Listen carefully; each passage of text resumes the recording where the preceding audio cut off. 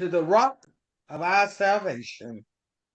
Let us come before his presence with thanksgiving and make a joyful noise unto him with psalms.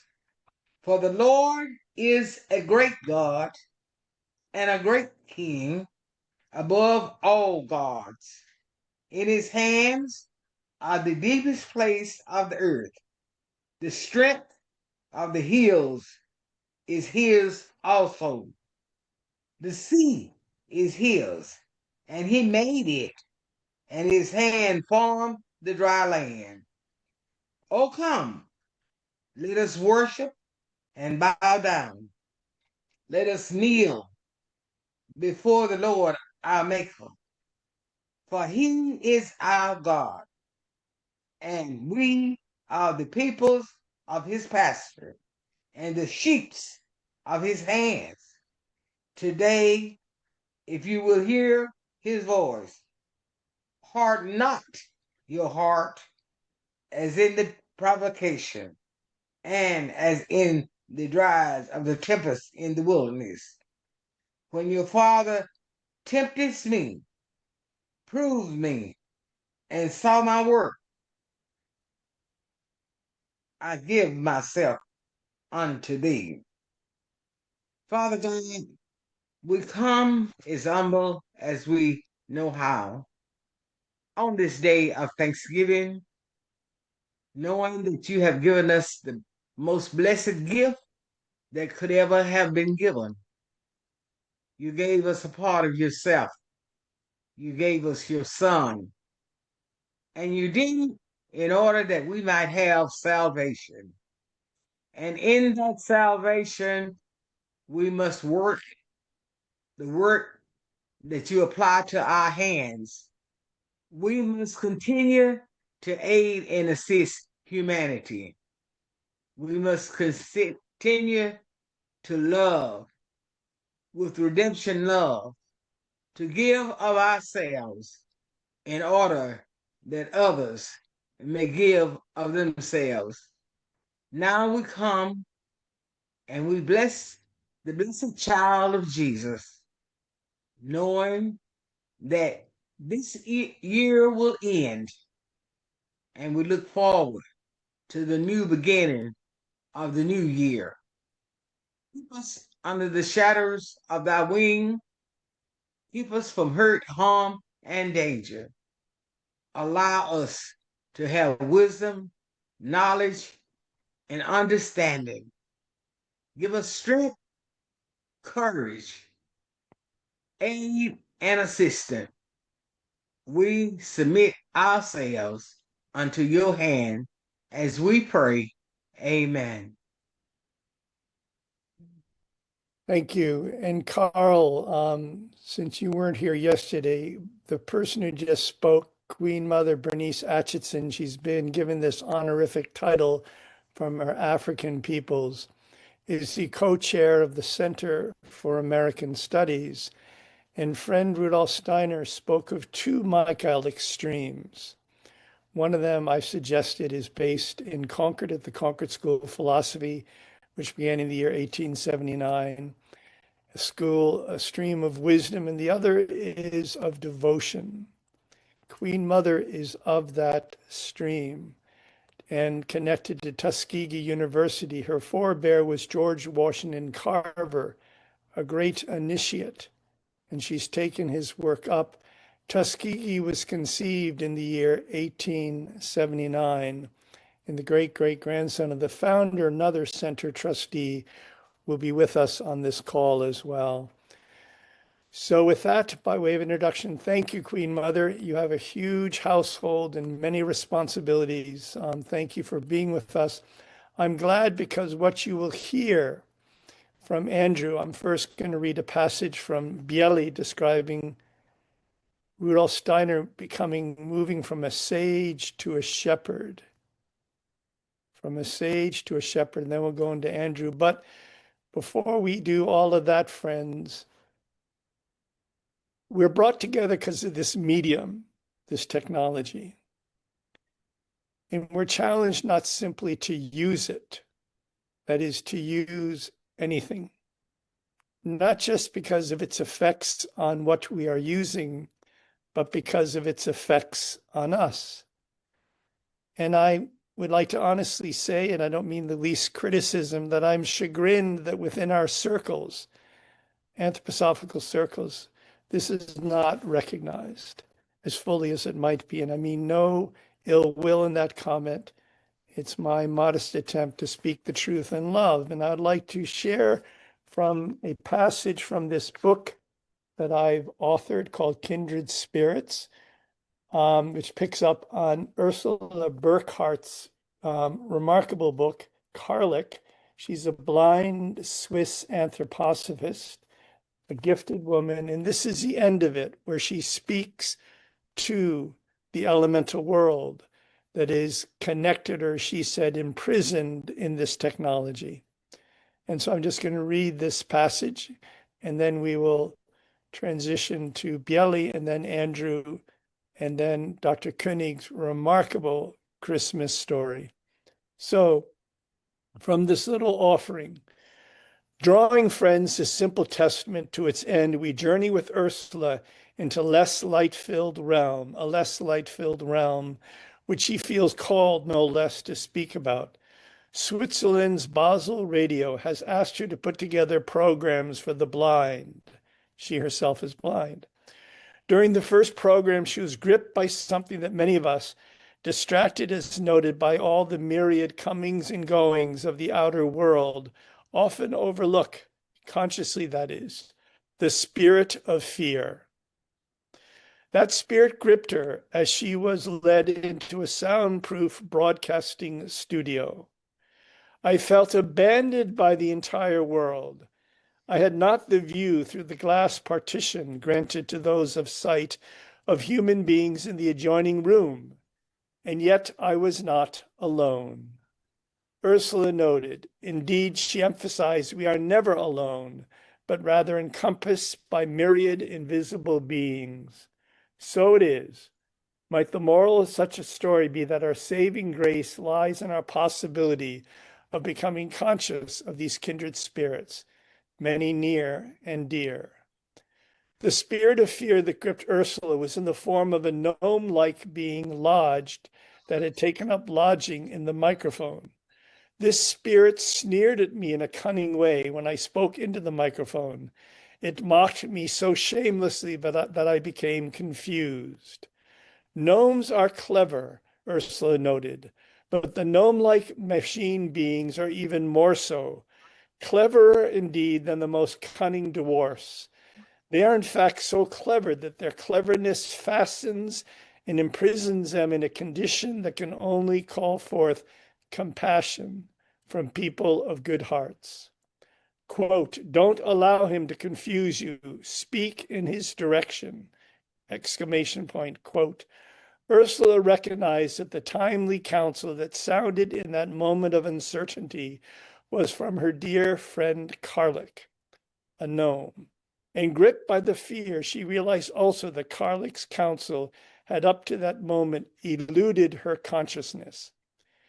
The ending of the encounter was both a surprising and touching one. At the conclusion of the recording session, the manager of the radio station asked me how I managed to speak into the microphone, which Karlik had advised her to do, even though the manager had forgotten to show me where it was. I was startled by his question, for I'd become accustomed to hiding my inner experiences from others. It was, ... I stammered. And relieved, let out a breath as he answered his own question. It was by chance. Karlik laughed, and I thought to myself, strange, one calls a spiritual world from which we receive all that is given to us, out of which everything falls, a Zufall in German, chance occurrence. Ursula spoke, and this is the end of it. Ursula spoke of her grief. For the gnome-like mechanical beings, she suggests, friends, that are behind what brings us together as we speak. She spoke of her grief for the gnome-like mechanical beings, noting that while they appear to belong to the elemental beings, they're cut off from everything that is living and as a result, they are as if chained to the machine.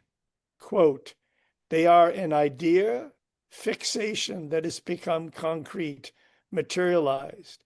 With their superhuman cleverness, they have been forced to work towards a manifestation of such machines, in contrast to the vital, living, and unfolding realm of the plants. Last paragraph. They are thereby tragically their own prisoners, Ursula notes.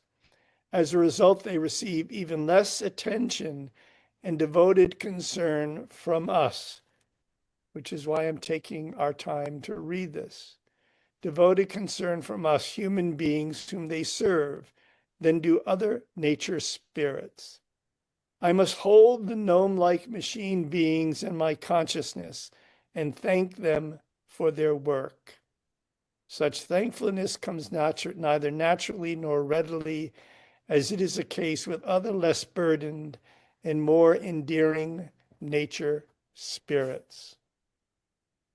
So, friends, I invite you to take a moment of silence to look at your computer, your phones, to reflect on what's been read. And then I'll read the short passage by Bielli that will introduce Andrew's work.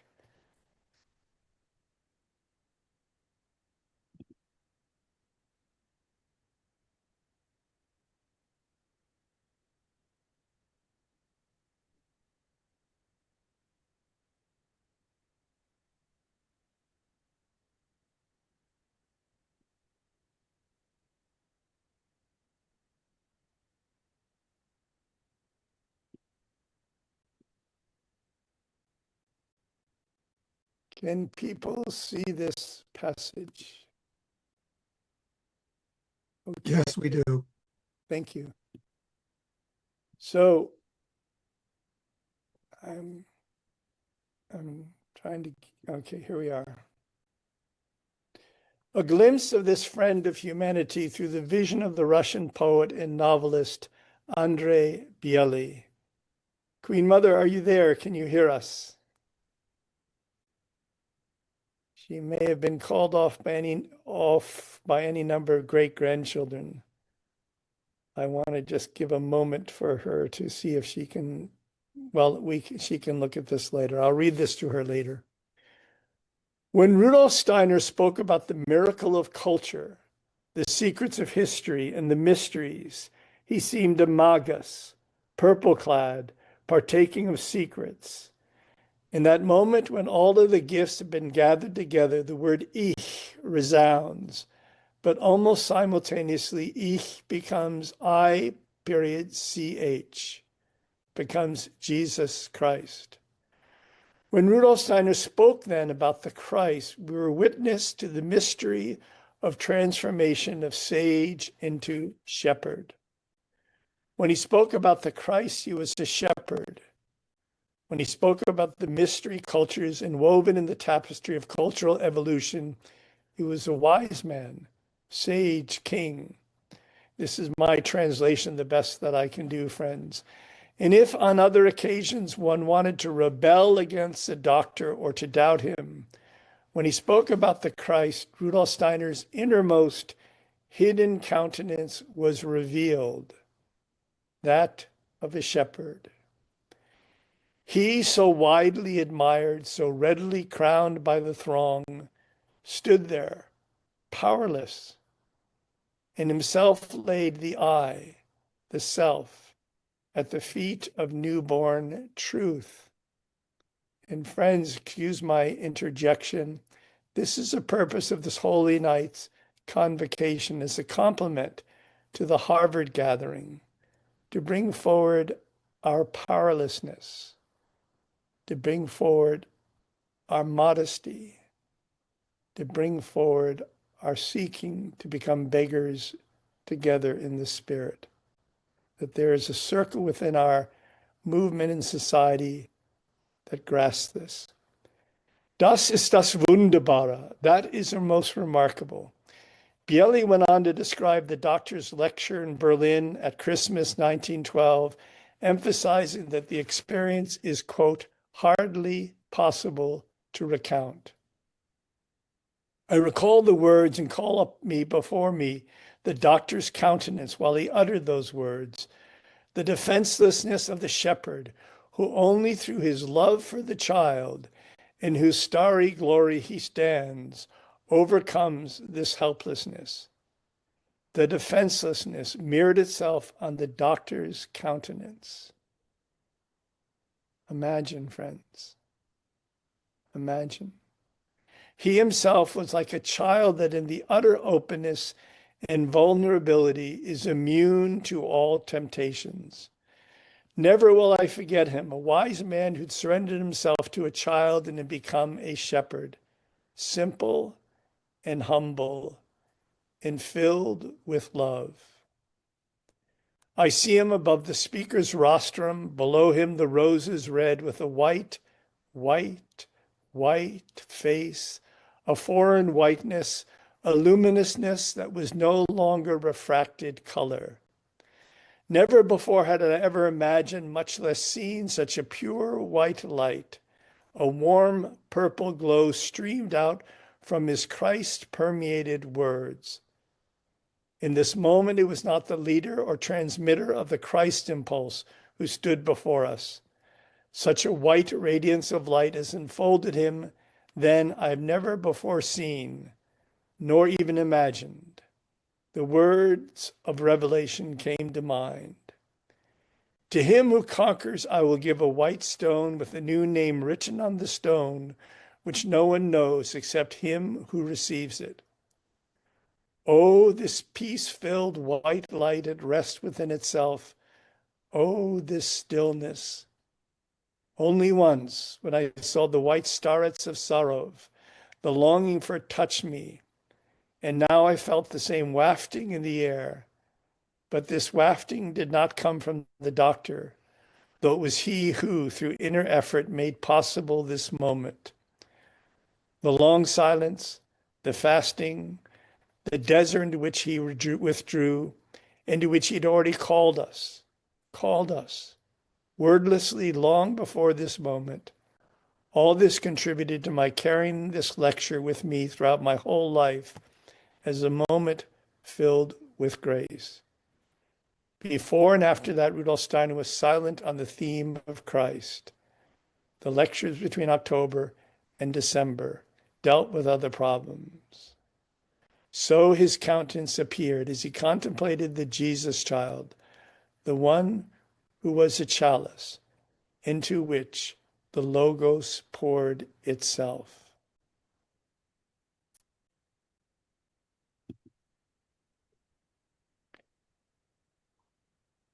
Thank you, friends. An old friend, Andrew. We go back to the 1980s of a century and millennium past. Thank you once again for being available. Thank you for your devoted work over the decades.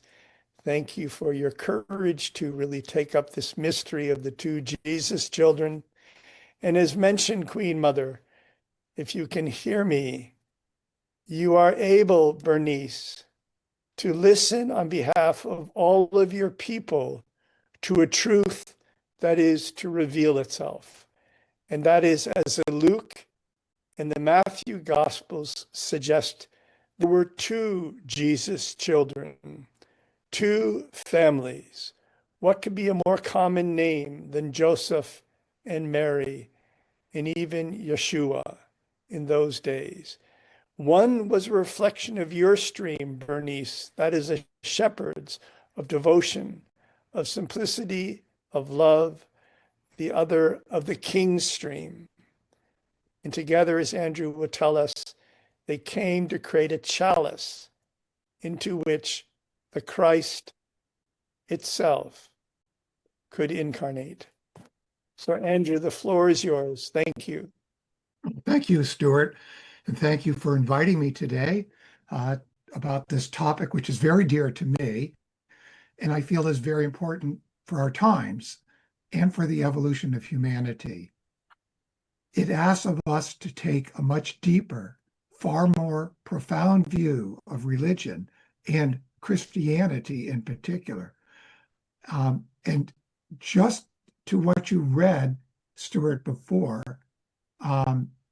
I'd just like to say my deepest spiritual experience, a clairvoyant experience I had, I heard the words, fear feeds Ahriman. For those who don't know, in the works of Rudolf Steiner, he distinguished between Lucifer, the bearer of light, and Ahriman, the bearer of darkness. And that Christ, in a way, stands between. And we see here in this painting, this is in Kiev, and you see these two boys. Now, later art historians have given them names according to two saints for Ukraine, but one can ask, are they these saints, or are these the two Jesus boys, also known as twins? You see the Christ here, whose aura is penetrating the aura of both of these.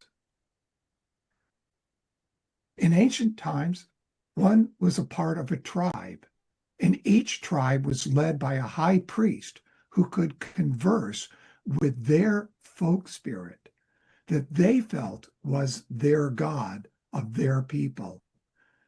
Specially trained individuals developed the ability to see into the future. These prophecies were used to guide the people. Biblical prophets include Ezekiel, Elijah, Nathan, God, and so on.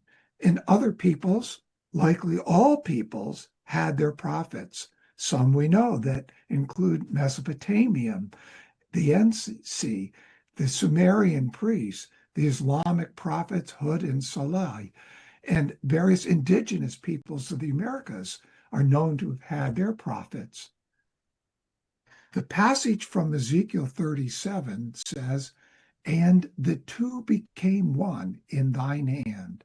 It refers to symbolic instructions given to Ezekiel to place two sticks in his hands, and that these would be made into one. The sticks represented the northern and southern Israeli kingdoms. The outcome acted as a prophecy for the restoration of Israel into a single united nation under one king, namely David. Before being king, David was but a shepherd boy within the house of Jesse.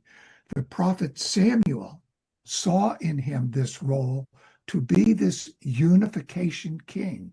Of David's sons, Nathan becomes high priest, while Solomon becomes king.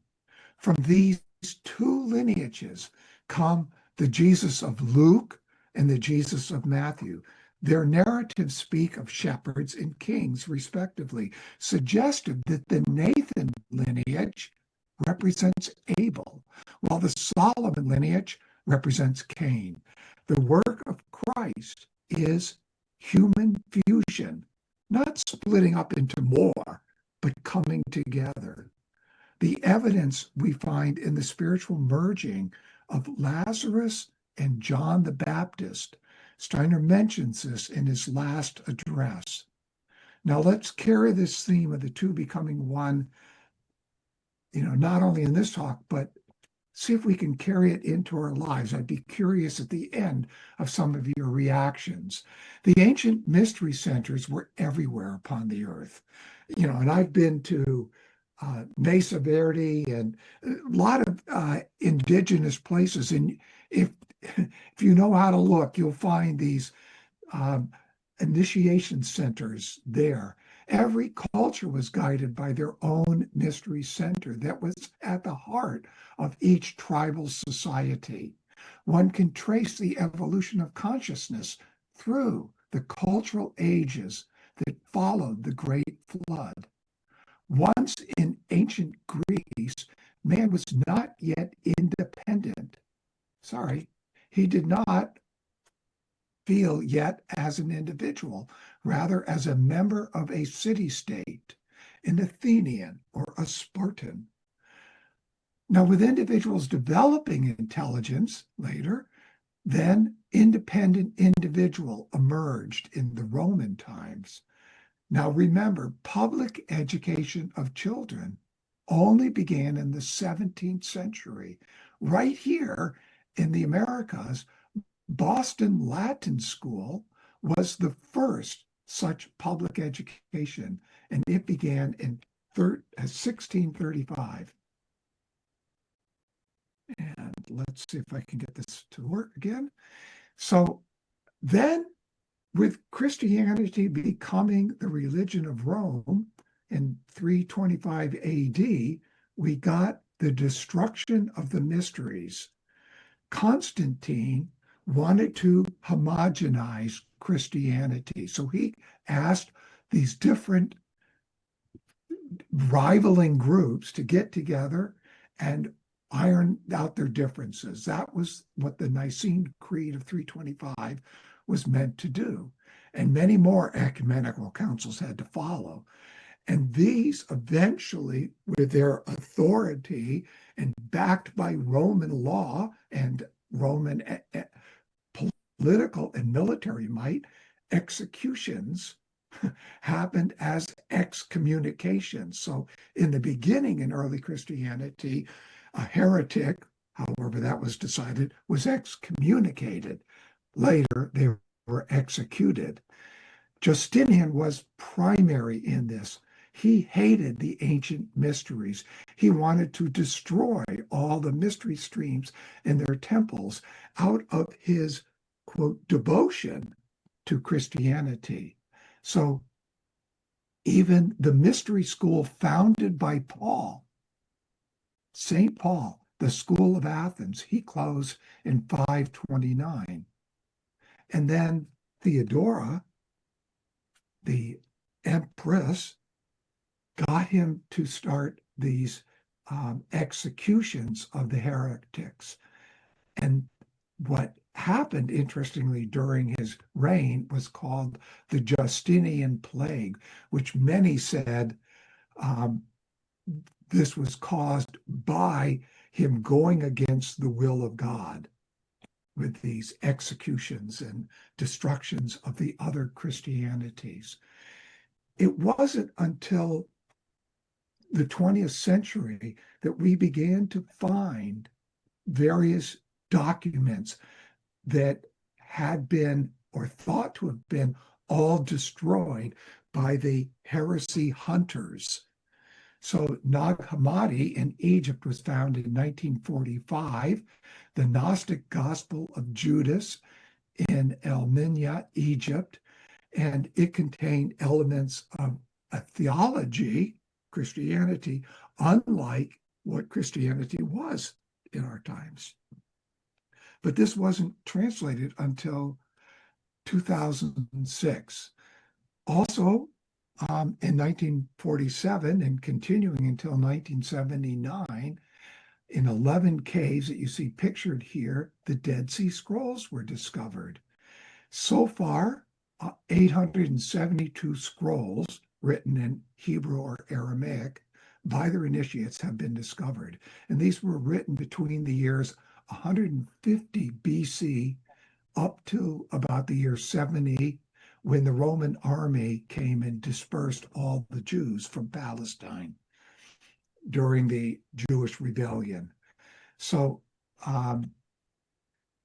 we have Gnostic texts that were found in this Nag Hammadi earthen jar, and they describe messiahs, two, one of Israel and one of David, and both were expected, one to be priestly and one to be kingly. And you can see here a number of modern day academics describing what is in these documents. There was a Gnostic text discovered in 1773 that also refers to two messiahs and two families. Now, this is what academia says it was found in 1773, but it seems it was already known in the start of the Renaissance period, and we'll talk about that in a minute. Whoops. So this Pistis Sophia I'll quote from it. When thou wast small, before the Spirit came upon thee, while thou wast in a vineyard with Joseph, the Spirit came forth from the height. He came to me, to my house. He resembled thee, and I did not recognize him, and I thought that he was thou. But the Spirit said to me, where is Jesus, my brother, that I meet him? And when he said these things to me, I was confused, and I thought that he was a phantom to tempt me. But I took him, I bound him to the leg of a bed in the house, and I came out to you in the field, thou and Joseph, and I found you in the vineyard, as Joseph was hedging the vineyard. Now it happened, when thou didst hear me speaking the word to Joseph, thou didst understand the word, and thou didst rejoice, and thou didst say, where is he, that I may see him? Or else I await him in this place. But it happened, when Joseph heard thee saying these words, he was agitated, and we came up to the same place and went into the house. We found the Spirit bound to the bed, and we looked at thee with him. We found thee like him, and he that was bound to the bed was released. He embraced thee and kissed thee, and thou didst kiss him, and you became one. So this becoming one we find actually in other prophetic texts. In another document from the Dead Sea Scrolls called the Damascus document, they talk about a Messiah from Aaron, the priest, and a Messiah from Israel as the king. And then it talked about the importance of a baptism, interestingly, and that this would be the beginning of the Logos becoming flesh. Wow. In the book Zohar from Kabbalistic roots, I'll quote it, another Messiah, so it already talked about one, the son of Joseph, will unite himself with the Messiah, the son of David. But the son of Joseph will not remain in life. He will be killed and will become alive again.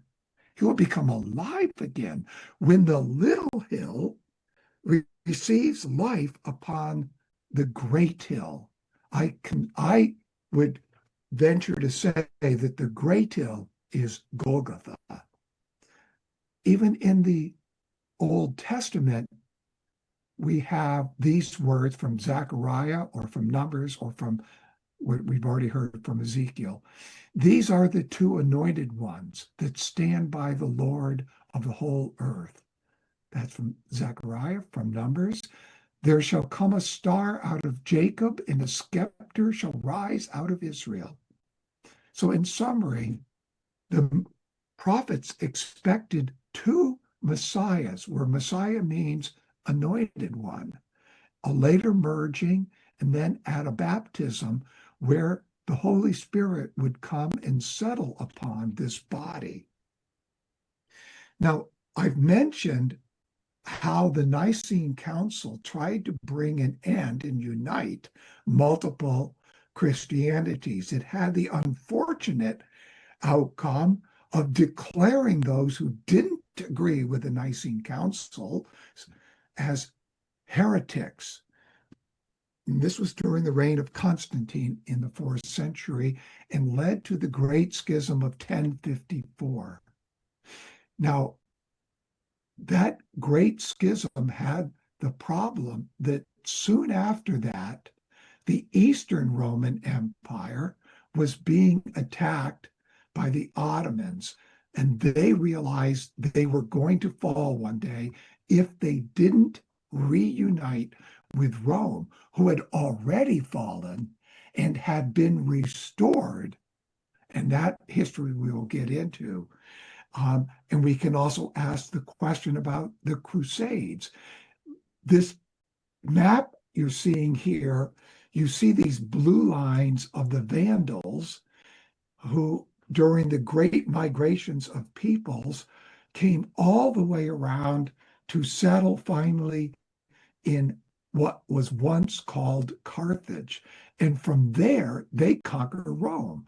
So Rome, all during its heights, had saved itself from Hannibal and the other incursions from Carthage that was their rival. But finally, later on in 476, they fall. So let's take a moment to look at the history of Christmas. It's very interesting. And most of you probably don't know this. So why is Christmas celebrated on the 25th? Historian Africanus wrote way back in the year 200 AD that this conception that you see here happened on March 25th. And so they reasoned 280 days later that the birth would have happened then on the 25th of December. But none of the Gospels really offer a date for the birth of Jesus. Perhaps surprisingly, early Christianity never celebrated Christmas. In those first centuries, it was Easter that was important. I'm hearing some background noise. Yes, friends, can people go on mute? Can everybody go on mute, please? Thank you. Already in the Roman Empire, there was a festival for the rebirth of the sun god. And it was 3 days after the winter solstice when they noticed the sun was victorious once again. So in 274, on the 25th, the temple to the unconquered sun god was dedicated in Rome by the emperor. Later, when Constantine allowed Christianity to be a religion in Rome in 313, he thought that the Sol Invictus was the same being as Christ. That is, the sun god had come to earth as expected, even in Roman mysteries. So in 352 was the first known date that Christmas was celebrated anywhere in the world. And 2 years later, in 354, was the first celebration of Christmas in Rome. And then it spread in the Roman Empire.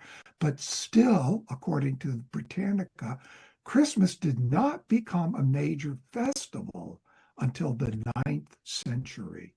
Christianity in the East was celebrated on January 6th as the baptism. They said that was the birth of Christ. And notice I said the birth of Christ, not the birth of Jesus. Originally, the text of the baptism in Luke read, "On this day I have begotten thee." It was later changed, "In thee I am well pleased." Artists depicted the Spirit of Christ as a dove released by the hands of God to descend and remain upon the body of Jesus of Nazareth. According to Eastern Christianity, after 3 years, I should say early Christianity, it was after 3 years that Christ would fully penetrate this body, even into the bones.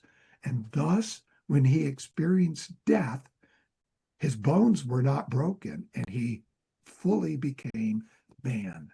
That's an important part. Really, the God becoming man.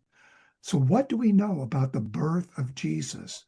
Here is Filippo Lippi's offering, painted in 1463, the view that Jesus was born as God in a human body. And this is the prevalent view today.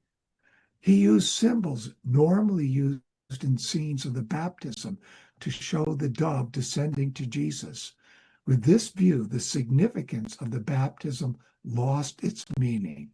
Note Joseph sleeping and John the Baptist being depicted as a 12-year-old in the background. As the power of Christianity increased in the Roman world, the inner understanding of the Christ mystery decreased, and the festival of the 6th of January to cease to have any essential meaning. The birth of Christ was placed 13 days earlier and envisioned as an incident with the birth of Jesus. But although the error would seem to point to a great loss of profound truth, much meaning lay behind it.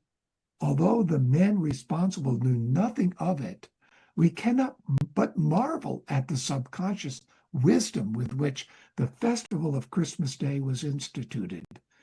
It was known to seers that spiritual vision penetrated most deeply during those 13 holy nights following the winter solstice.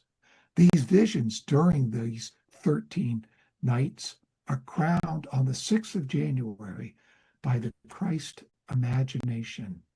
You see, early Christianity had multiple leaders who had different perspectives on its theology. After all, there were 12 apostles, and then came Paul and more.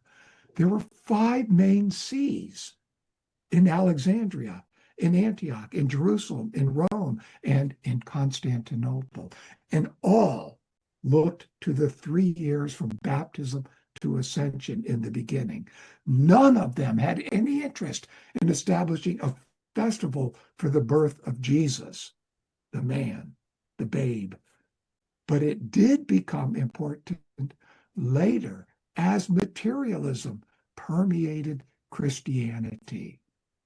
Now, one of these early Christians named Arius, who you see here, he held that Jesus was a man and that Christ was the Son God who was subordinate to the Father God. At this time, there was a significant theological debate concerning the Holy Trinity. Arius' bishop, Wulfila, Christianized the Goths. The Goths had no word for I. Imagine that. No word for I. And if you remember what Stuart read to us about ich, which is the German word for I, the Gothic word for I, it comes from the word Jesus Christ. And Wulfila is credited with this word given to the Gothic tribes. And he said, just as a human being only comes to be able to say the word I after 3 years, so did Christ become a human for us to truly say I to ourselves. Constantine had an interesting relationship to Christianity, which he tolerated, but he did not become a Christian himself until he was on his deathbed. This was his mother, Helena, who was a Christian, and she was his Christian influence. When Constantine became emperor in 324, as I said, he was appalled at all the theological bickering going on within his empire. Enough, he proclaimed. He decreed that the many Christianities get together to settle their theological differences. But how? How would they settle this? Well, he decreed, do it according to Roman law. That is, majority wins. Now, the first council in 325 resulted in that Nicene Creed and in Arius, who we just heard about, being declared a heretic. After the Nicene Creed was established under Constantine, numerous other ecumenical councils followed to continue to homogenize Christianity. As these theologians gathered in Nicaea in 325, his mother Helena, was already in the Holy Lands looking for evidence of Christ. And it is said that she found his grave and his burial clothes, which I suspect is now the Shroud of Turin. And she took these, and they were in Edessa for a while and ended up in Constantinople. And I would say when the Fourth Crusade came and stole things from Constantinople to pay for their crusade, the Templar Knights were part of this, and they went and rescued these relics from being turned into just something to raise money. So I'm just going to show something real briefly here about what's called the filioque, is this battle between East and West about the Holy Spirit. And the phrase, "and from the Son," was not in the original Nicene Creed. It was added, and that created what led to the Great Schism of East and West in 1054. So Charlemagne was an Arian Christian. He was of a Gothic tribe. An interesting, what can I call it? A fake document that the Pope at the time created and showed to Charlemagne to trick him into honoring the Pope as the Pope. And so he converts all of his people to Roman Catholicism. Ooh. So the ancient mysteries, with their myths that had foreseen the day when humans would be chained to the rock, as we see here. But Augustine had said in the 4th century that those are the ancient mysteries were Christian before the term came into being. Why did he say such a thing? Because their whole purpose was to prepare for the coming of the Sun God. But in the mystery centers, only specially prepared people could be initiated into their mysteries. As I said, these centers were everywhere in the world, and their job was to bring their wisdom to their people, but in a way that the people could understand. So we see they had to step back after giving out the fairy tales and the parables so that individual human beings could develop individual intelligence and then freedom. Christ's words, "I have yet many things to say unto you, but ye cannot bear them," indicates an evolution of consciousness. Christ had to speak in parables for the masses. Learning capabilities were much different back then. Myths and fairy tales were used as people learned through imaginative means, images and stories. One could remember back then, word for word, these epic stories, even after one had heard them only once. Think of how we've changed in our ability to remember. Individual intellect only begins in some parts of the world around the year 747 BC, and it continues to this day, its development. Before this time, humans had to be guided. Yes, angelic beings even incarnated as humans to help bring about the next step in evolution. To see the importance of reincarnation. But then why was this held in secrecy? Christianity came to redeem all the ancient mysteries, even those labeled heresies. Thus, in the 6th century, though Justinian came and destroyed what was left of them.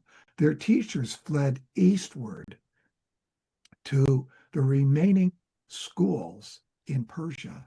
But without knowledge of reincarnation, we've had to assume that people have always had the same capacities intellectually, but that technology and culture have arisen, and that gives us a new starting point for humans who were born later than humans earlier.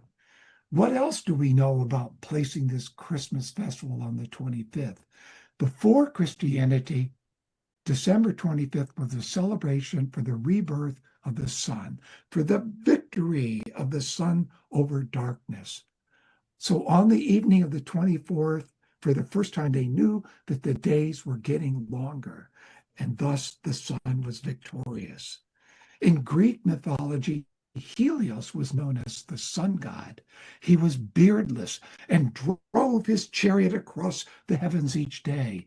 In Persian lore, he was known as Ahura Mazda, and in Egyptian as Ra. Here we see the sun god depicted in pottery from ancient Greece. Was this behind the words, "I am the light of the world"? Now we see a mosaic of Christ as the charioteer of the sun. This exists in a Christian tomb in July in the Vatican necropolis, which is a catacomb in Rome. It is an example of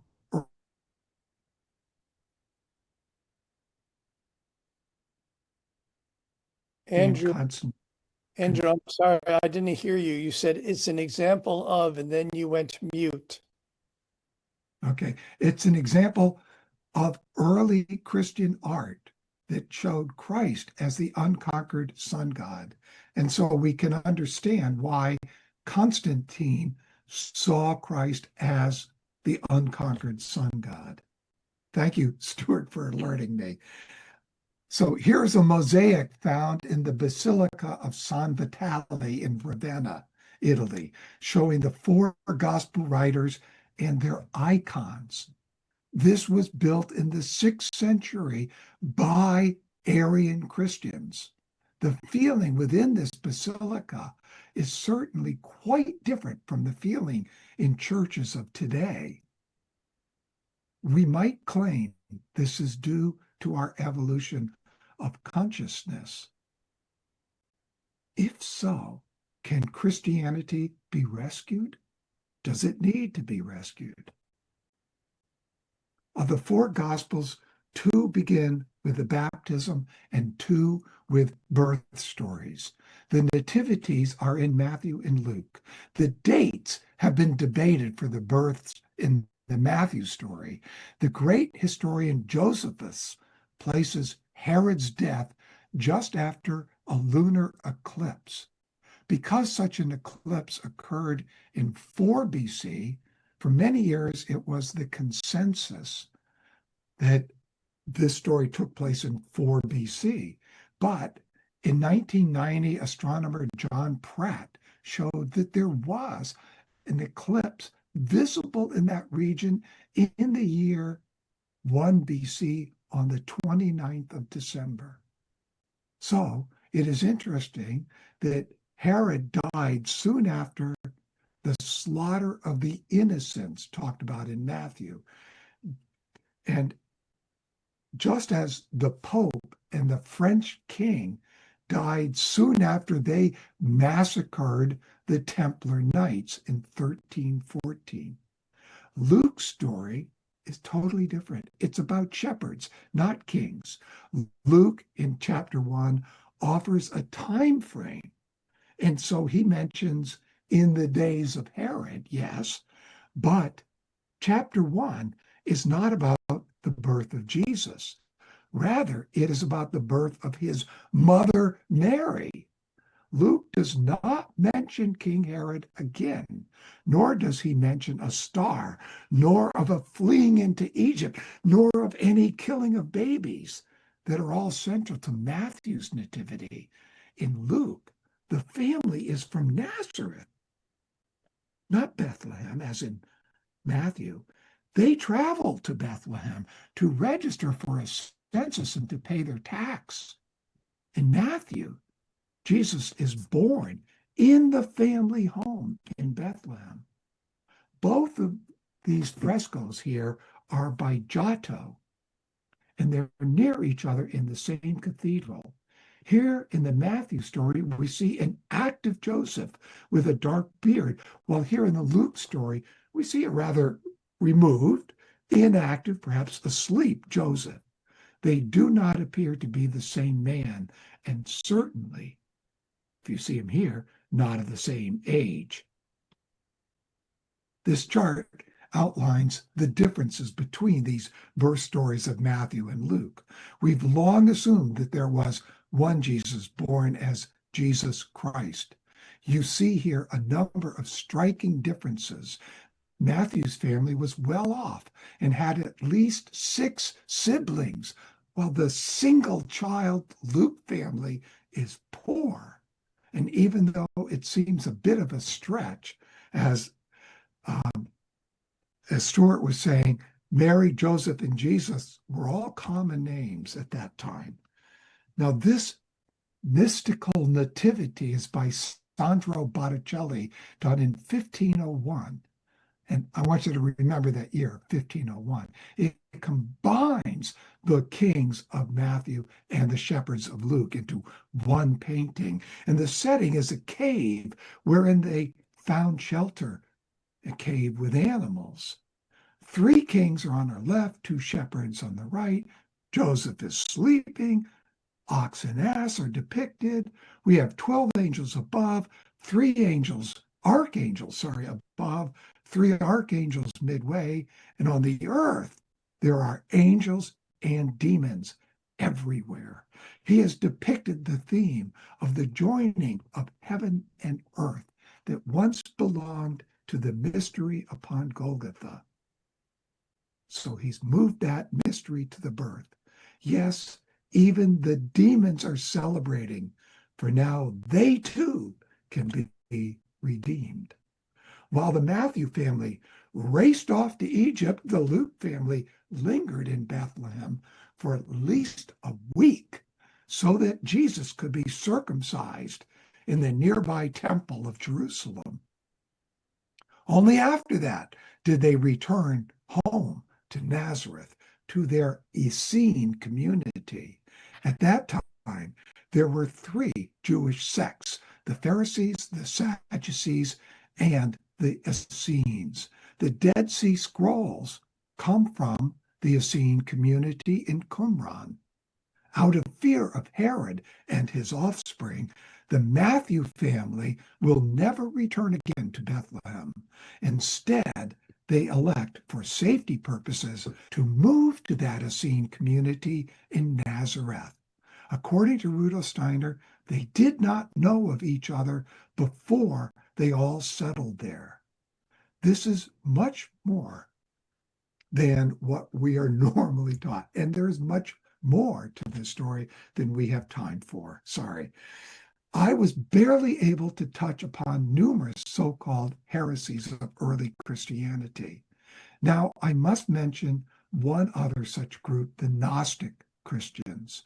Typically, once a group was deemed to be heretical, all of its books were destroyed. Sometimes some books have survived. One Gnostic text, and I mentioned it, the Pistis Sophia, and read from it, was likely to have been within the collection of ancient books brought to Italy during the early Renaissance.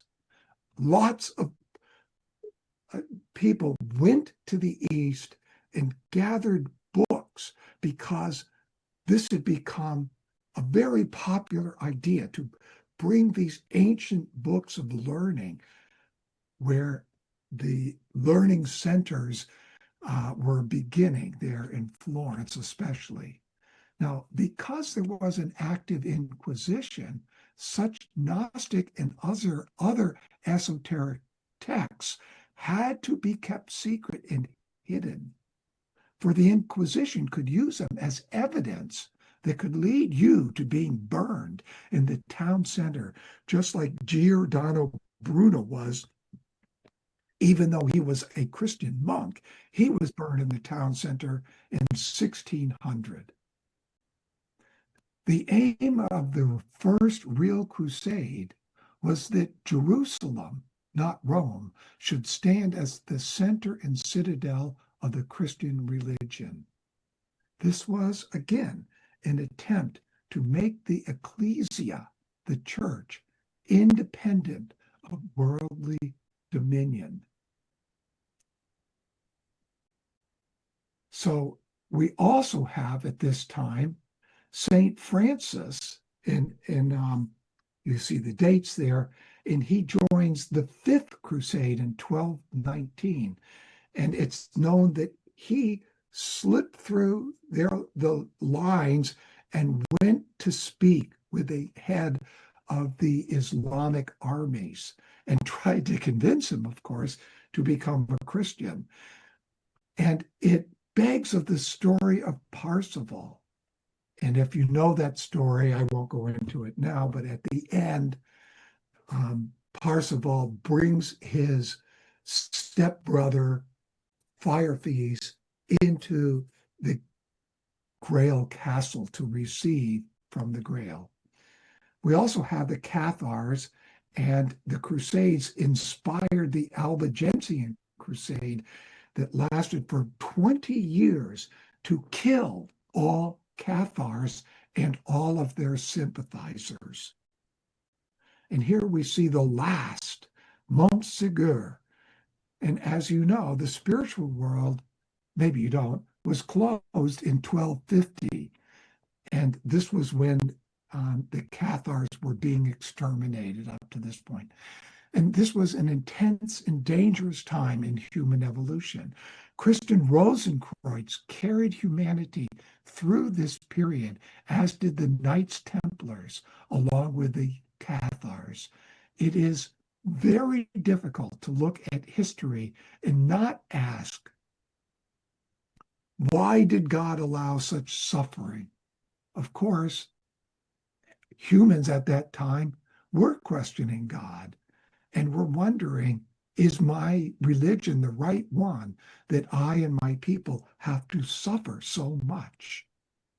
What might we say about the evils of the 20th century?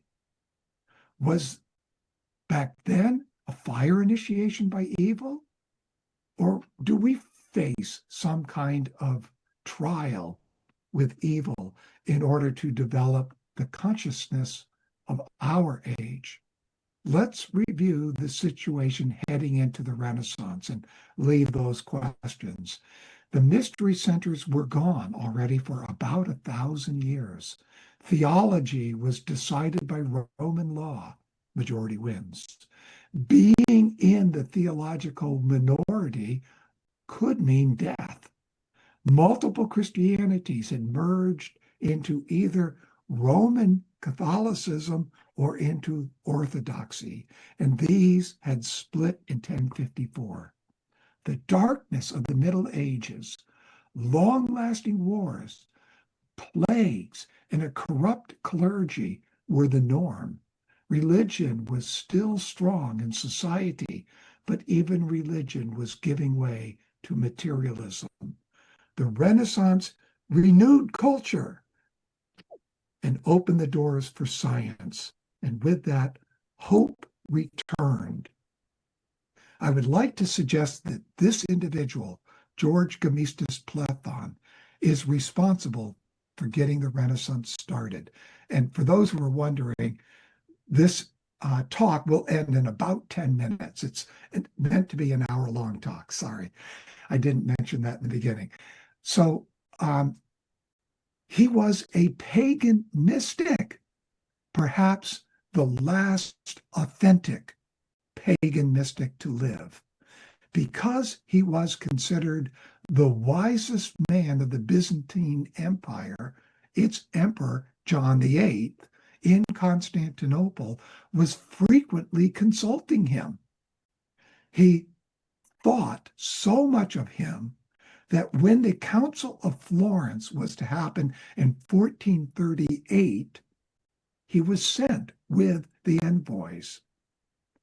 This was intended to heal the Great Schism, but because he was a pagan, he was not allowed to join the council. So, instead, he offered lectures in Florence, lectures on Plato, Aristotle, and other Greek philosophers. His wisdom lit the fire that resulted in the Renaissance. The political head of Florence, Cosimo de' Medici, attended these lectures, and in his subsequent enthusiasm, he founded the Accademia Platonica and placed his wisest man, Marsilio Ficino, as its head. It is unknown how this academy operated, as its content remained secret. Nothing was allowed to be written about it. There are a few very surface sort of things about how people gathered there, but nothing about its content. I find it very likely that Oh, Lordy. Please go on mute, friends.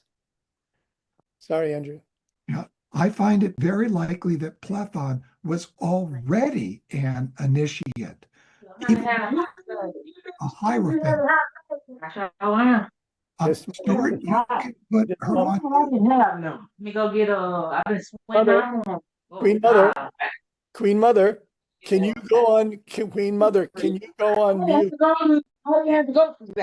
Queen Mother, can you go on mute? If you can go on mute, thank you very much. Thank you. Andrew, go ahead. Okay. So I come to this conclusion because when Platon returned to Greece after this council, he founded a mystery center near Sparta. Only a hierophant can do that. And his Florentine students so loved him that when he died, which was soon after Greece was conquered by the Ottomans, many Florentines risked their lives to go to Greece, go to his mystery center, and steal his remains and re-entomb them at a church in Rimini. Rimini is the port city to Florence. Platon was called a prince among philosophers. He knew the works intimately of Plato, Aristotle, Zoroaster, and all the other Greek and Egyptian philosophers, as if he had been their student. Marsilio Ficino called him the second Plato, while Cardinal Bessarion speculated. Now, this is a cardinal. He wondered whether Plato's soul actually occupied his body. Imagine how convincing Platon was for a cardinal to wonder about reincarnation. Maybe he was wondering about Plato's transmigration of souls, which he certainly heard about. Platon brought a trunk full of books on esotericism, hermeticism, and magic, and allowed the Medici team to translate them from Greek to Latin. This translation work was done primarily by Ficino. Now, we don't know what happened to those books. Many have suspected that they are part of the Vatican archives that people are not allowed into because it's in the heresy section. So in 1440, Platon returned to Greece, and that you heard, to found a mystery center. So we know that at age 28, Leonardo was already part of the Medici household. He also became a member of the Garden of San Marcos, where he had access to its library, which now contained esoteric content, as well as to garden walks with the leading philosophers of his time.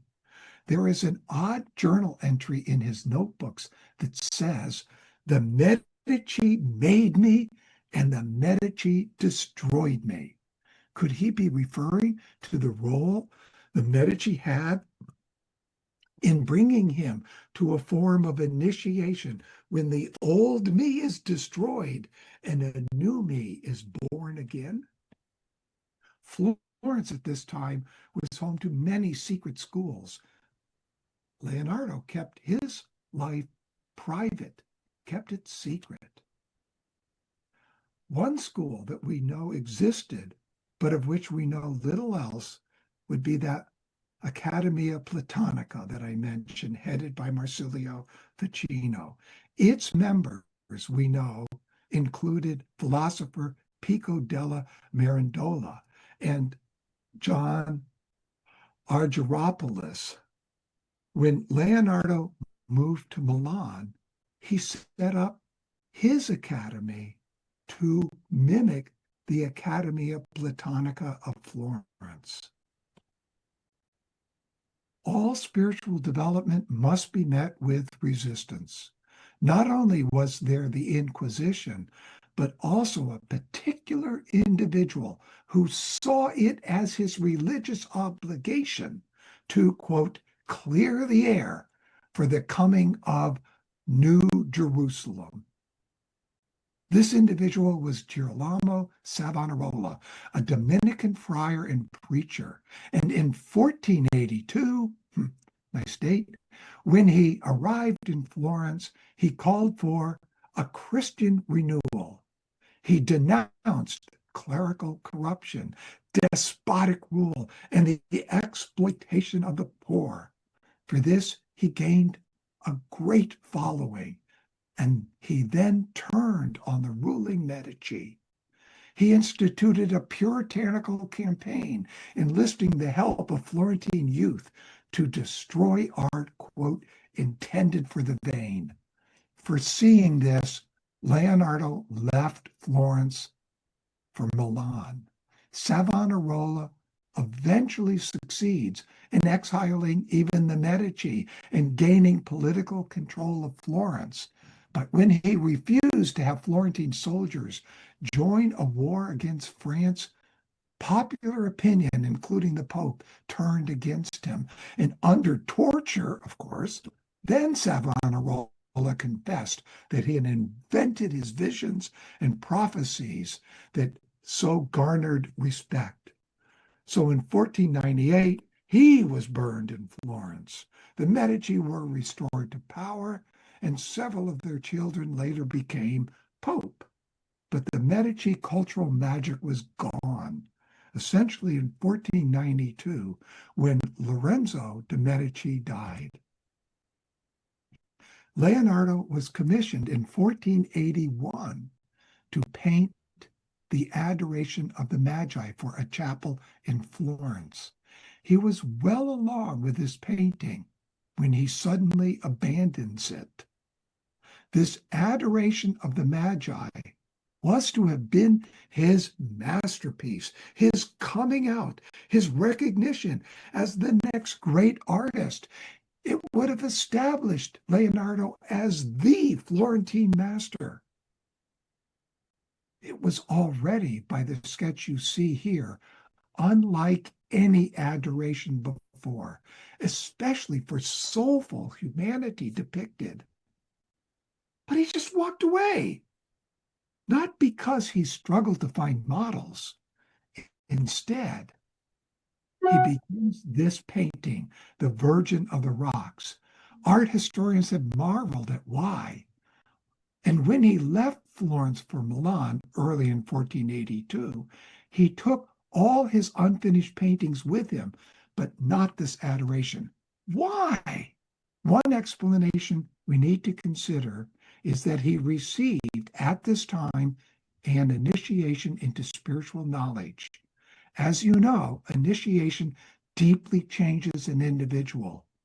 Might we entertain the idea that Leonardo, here in his 30th year, received an initiation that so profoundly changed him that he knew he could no longer paint according to church dogma, but only according to truth? I sense that the question How was the nature of Christ related to the nature of Jesus arose for Leonardo at this time because it was the question of early Christianity. Now look at these two boys out of the Virgin of the Rocks. I want you to briefly know that Leonardo, with the help of his students, was able to show how Christ came for all of humanity. Their idea would have been considered a heresy at that time. We have seen in the stories of Matthew and Luke two different streams, but that in the 4th century, all of this had been merged into one story. Here are themes from Matthew's nativity, and here from Luke's nativity. If my conjecture about them representing Cain and Abel is correct, then they need to reach a resolution by merging out of love. For, as we started with, the two became one. Then Christ could enter such a human body for all of humanity. This story, if told solely by Leonardo, might have led to a condemnation and death by the Inquisition.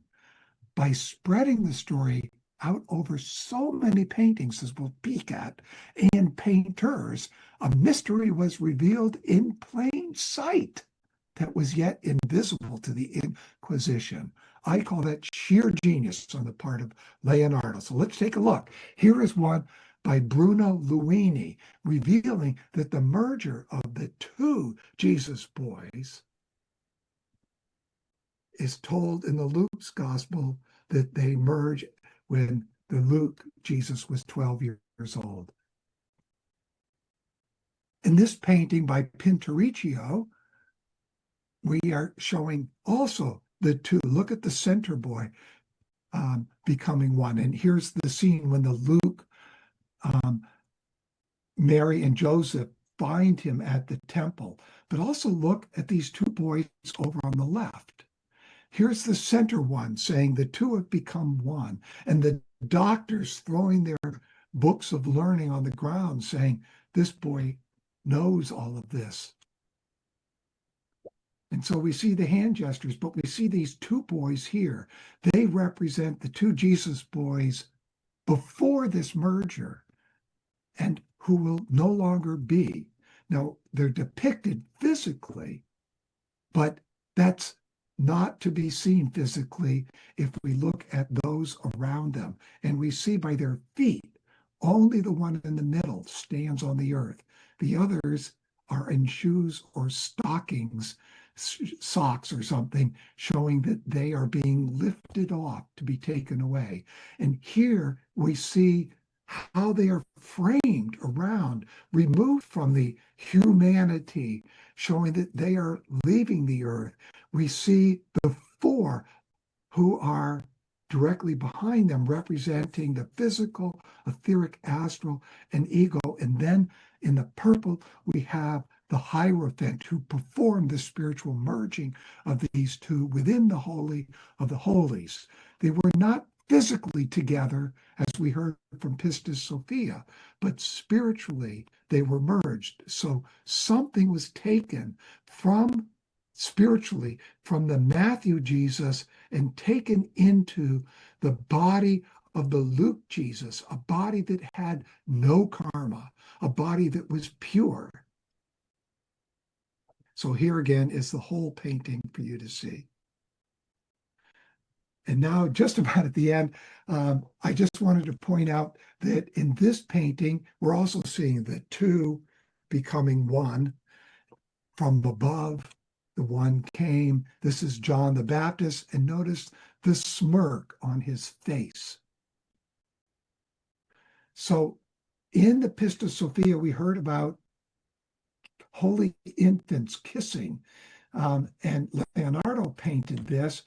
And the one who made these famous was Jus van Cleve, called the Leonardo of the North. And lest you become as little children, you cannot enter the kingdom of heaven, is what is said to have been meant But here we see the students of Leonardo depicting these kissing babes with the Madonna from the Virgin of the Rocks. And you can tell that it's a Virgin of the Rocks by her hands and her head tilt and other sorts of iconography in it. So here is the Virgin of the Rocks, and we see how similar the Madonna is to these. But we notice that in the Virgin of the Rocks, the hands are in a way, in this painting, quite similar, but the children are not. The children seem to be sort of reversed and put deeper between, closer to her heart and not to her hands, to her will. And this one by De Conti, who's very important, we see on these children, and if I can draw your attention, look at the head here. And you see 3 crosses, and this one has the normal halo. And here we have the Book of Wisdom and this hand. And this hand we see looks identical to this hand. Is De Conti suggesting that the 2 children are reversed? Well, it sure looks like that, doesn't it? And notice the background is the same. What does this background represent? Well, it represents this child here, each of the pillars with the stream of life running through it, the many lives that this one had. But this one has this life only as its pillar. And now De Conti, the same artist that we saw, painted this, telling us that this being in the middle is John the Baptist. So this being cannot be John the Baptist. Isn't that interesting? And here we have that tilt, and we have the hand gestures. Here is a hand somewhat similar, the hand bestowing and the hand drawing from, saying the Spirit will come from this one and be bestowed upon this one. And this is the one who will be upon the hill of Golgotha, which has 3 crosses. And this one by Raphael, who was part of the school of Leonardo, when Leonardo was back in Florence in 1501. Look at the hand gesture. Raphael knew about this Luke Jesus intimately, and so about John the Baptist. So in his paintings, you will always find, not always, you will find in the Madonnas these 2, and in many of them, John the Baptist. And here again, if you look at them again closely, you will see John the Baptist moving from here through a cross to finally sort of disappearing on the right. And so we have something knowledge about this child on this side for the wisdom that was inherent in Raphael. So let's bring this to a conclusion. We've looked at this woman and we have no idea yet who she is other than we call her the Madonna. Leonardo was a lover of wisdom. We often see this individual with the Book of Wisdom. Was she the Virgin Sophia? And I would say yes. Leonardo taught his students to use observation, to seek Isis, that is the new Isis, the divine Sophia, whom we must find if the Christ power that is ours since the mystery of Golgotha is to become alive, that is completely alive within us. So of the women at the cross, we know that the name of the mother of Jesus in John was not stated. And now you know the secret, that this woman, the mother of Christ, is Sophia. Thank you all. Back to you, Stuart. And I'm sorry if I ran over a bit. No, no problem. No problem. So, friends, I'm going to invite Stephanie to speak and give a picture building on what Andrew said. And Andrew, thank you very, very much. May you be granted another 50 years to carry on this research, old friend. So friends, what's behind this all-American 25-26 Concordian Convocation, a calling together, is a deed that I believe needs to be done. And that deed has to do with the mirror image to the crucifixion in Golgotha that occurred in the Americas. And I'm going to ask Stephanie to speak to this briefly. And I'm going to add a word also about the relationship between this gathering, seeking to become beggars in the spirit, with the Harvard gathering. And there's a personal dimension to that from my side.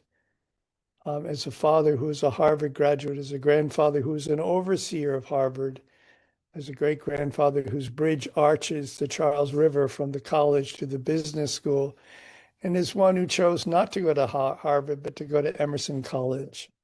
So there's something at work in this convocation. But first, I'm going to give this to Stephanie to speak about her vision of the Americas and how we can come together.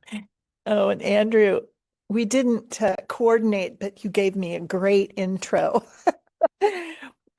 This morning, Stuart and I were looking at the Virgin of Guadalupe, the image, and just basically discussing that and the concept of what does it mean to birth the Christ within, which has so much to do with the Madonna, and these really interesting contributions of the American continent to the unfolding of the Christ impulse. And what I personally feel is that the Virgin of Guadalupe was bringing that to another level.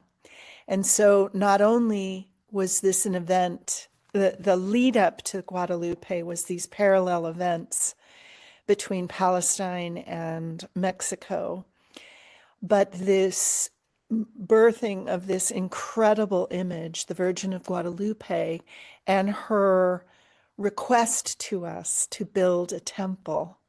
And I have always seen that as building a temple within the heart so that we can perceive Christ in the etheric and bring about this incredible transformation of the cosmos, from the cosmos of wisdom to the cosmos of love.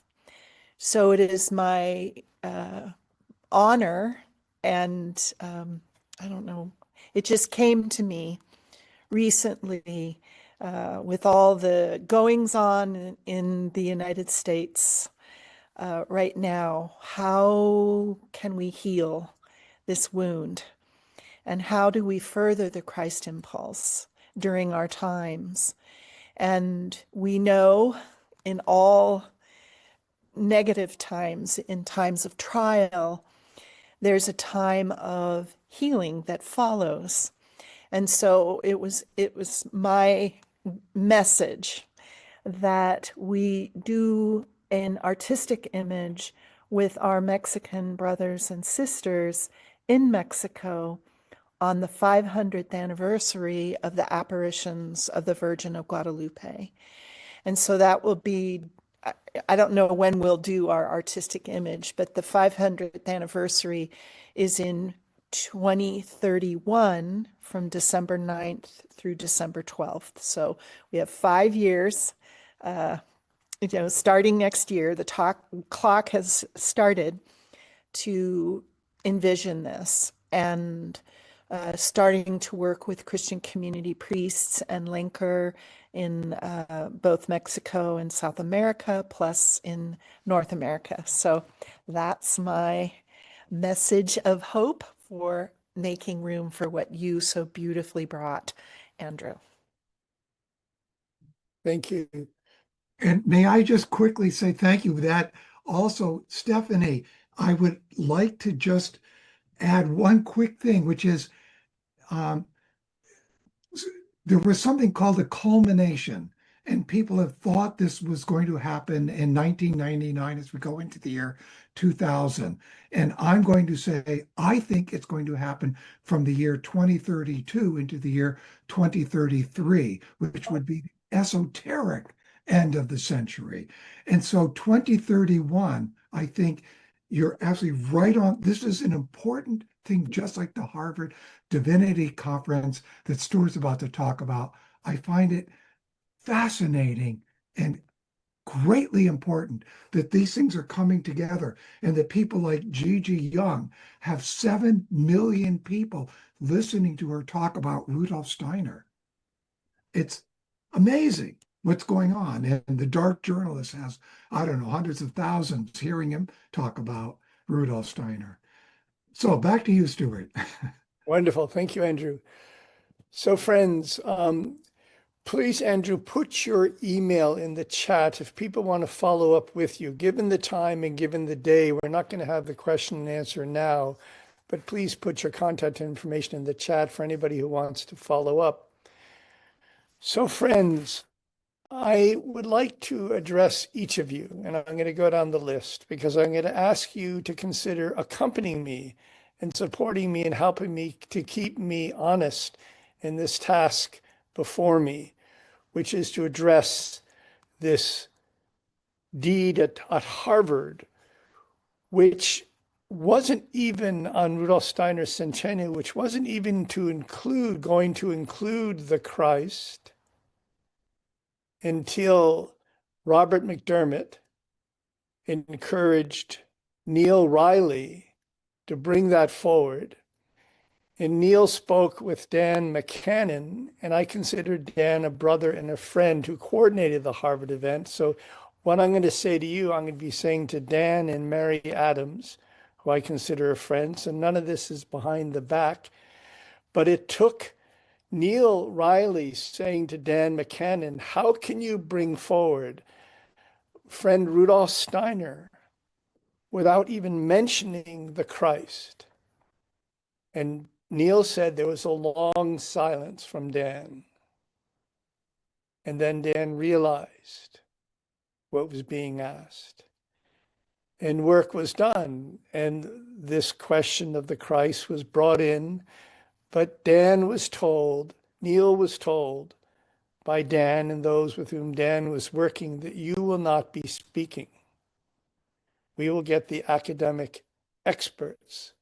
That isn't what he said, to speak. So I think the conference, I'm sure, did grand things, but from my perspective, it missed the point. And I'll be speaking about this with Dan and Mary, who are invited to join us on the last day. This is a convocation, an all-American convocation. On the last day, we'll be inviting representatives of all of the Americas, including 2 Mohawk brothers in Canada, one who called for the return of the peacemaker, Gunnison Deer, to speak of their guiding geniuses from their countries. As Rudolf Steiner was said to have mentioned that had he developed anthroposophy in America, he wouldn't have done it on the works of Goethe, clearly, but on the works of Emerson. And those who know the works of Emerson know that they're part and parcel of Thoreau and the Alcotts and Hawthorne and our Joan of Arc, Margaret Fuller, and others. So I've been sharing with Mary and others, you've got the wrong name. It's not the Anthroposophical Society in America. It's the Anthroposophical Society in the United States of America. And if you don't even have the right name, the right title, if the whole is in the part, and if the story is in the title, and if the oak is in the acorn, what is going on? And out of what I can only believe is pride, they haven't faced this issue. I have heard from Americans, South America, Central America, and Canada, that they resent this hegemony, this arrogance, this imperialism. And so I'm calling on all of you, and I'm going to read your names: Andrew and Bill and Bernard and Carl and Andrew and John and Carol and Kirk, Patricia, Charlene, Stephanie, and Inez, to accompany me, if so moved, in this process. Because what Stephanie spoke of is we're looking to an event of all the Americas, particularly Mexico, the belly of the moon, Mexico, which would honor this deed that was done, this complementary parallel deed to the crucifixion of Christ, when, as Stephanie said, the evil magician was crucified in the very moment, on a hill in Mexico City, that this deed was done in Golgotha. And do any of us know anything about it, really? Andrew's given us a glimpse of all of the culture that has arisen out of the deed in Golgotha. Do we have any idea here in the Americas? So this is what we'll be exploring. So I want to transition towards the end for those who can stay, and for those who are being called into the Christmas day, don't feel you need to, with Karl Koenig's really remarkable other Christmas story. And what is so pertinent about it, and he was very discreet with this, he didn't share this with many, is that he was rather critical of himself. And this is a gesture of the convocation as a compliment to Harvard, a hedge fund with a university attached to it. This is a compliment that we offer, that Karl Koenig gives expression to in this other Christmas story. So don't feel obliged. It's a busy day. It's clear to me that we are, as Emerson would say, we have the shades of the great and good for company. Don't feel obliged, but this is about roughly 15 minutes that I want to read to end this event. And let me just check in with Queen Mother for a moment. Bernice, are you still there? She may have been drawn into the day by her great-great-grandchildren, everybody. So I don't see her here at the moment.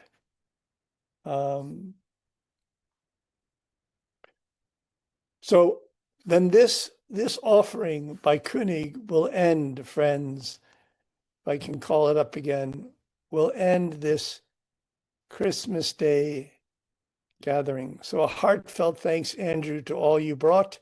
Thank you for all of you who've attended, who've been part of it. And I'm going to take a breath and I'm going to bring this forth. And then tomorrow, for those who may need to leave, let me just give you a sense, a reminder of what we have tomorrow. And I'm simply going to read what is noted. And that is tomorrow at noon on the 26th, Rainbow Rosenblum will speak about David Michael Monash, who's crossed the threshold, and Daniel Biddleston, who's crossed the threshold. I'll be joining with David Michael, as I was a witness for his and Glenda's marriage. And then I will be speaking, but I hope others will join me.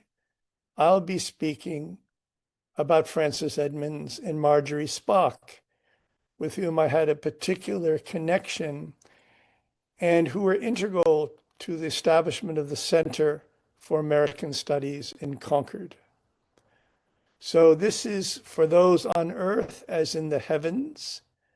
This is not just a worldly gathering. Emerson spoke in the American Scholar Address with the shades of the great and good for company.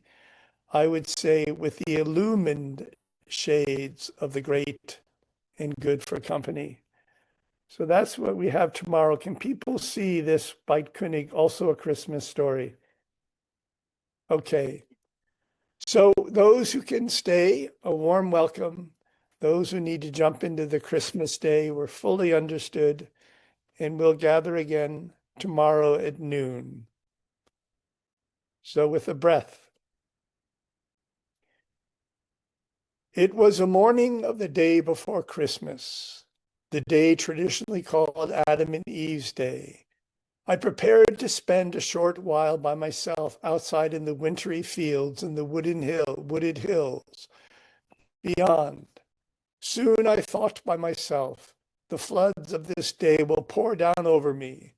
The many children and adults, the visitors, the meals will engulf my few moments of reflection, and therefore I felt ought to be briefly alone with myself and with that piece of Mother Earth that had been allotted to me for a few years of my life. Let me just see if I can get this off here. Few years of my life. One moment.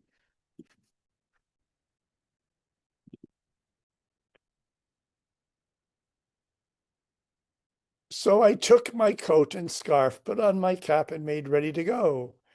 The children were still making noise in the entrance hall and in the passage, and hardly noticed as I passed through their play and excitement and opened the door to go out. The trees in the park were bare, and the bushes seemed miserable, dark and forlorn. A soft wind blew in gusts, wheezing and groaning, and the day was gray. The clouds hung low, and an even whitish light pervaded the world. Yes, it was winter.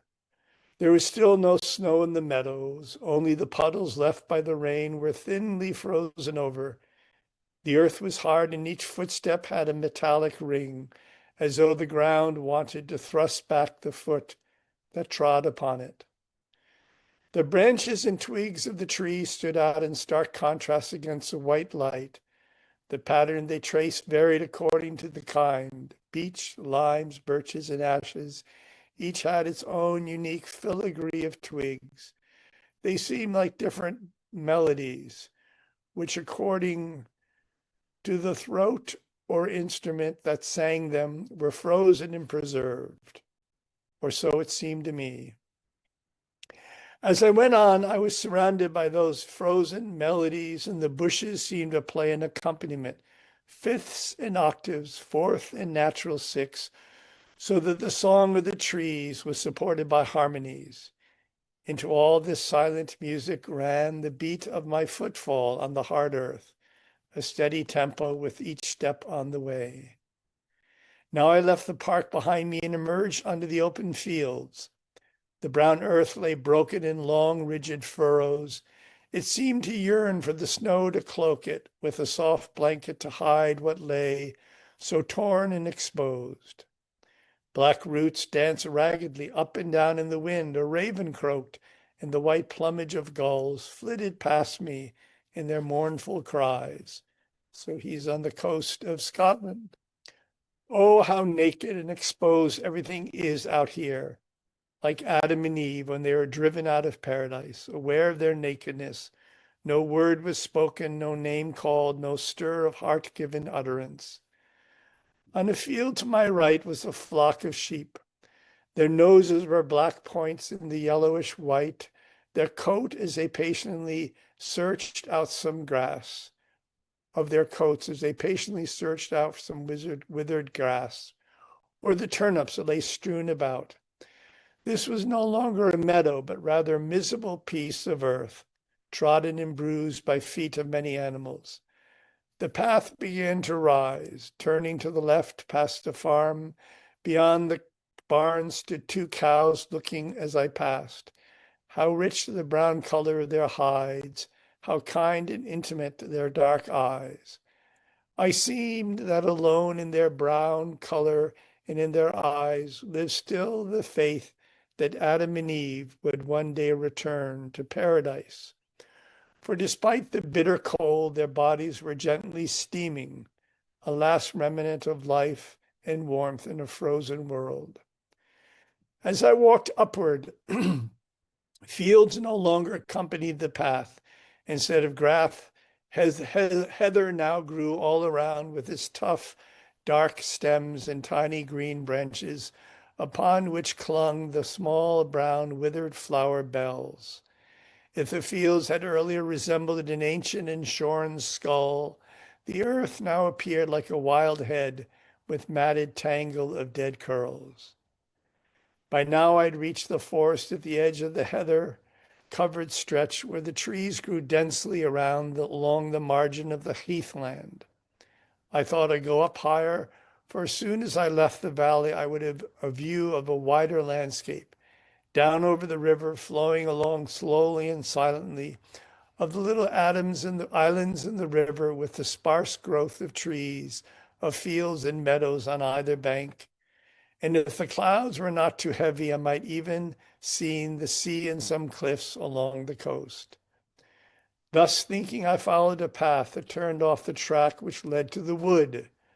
The dry heather brushed against my legs, and a wind arose, increasing in strength and coldness. It whipped my face, and I had to hold onto my cap to prevent it from being blown away. Breathing became difficult against the mounting wind, and I had to pull myself together to find the courage to press on to the wood. As soon as I reached the first trees, the wind dropped and I could breathe easily again. Everything became gentle and still.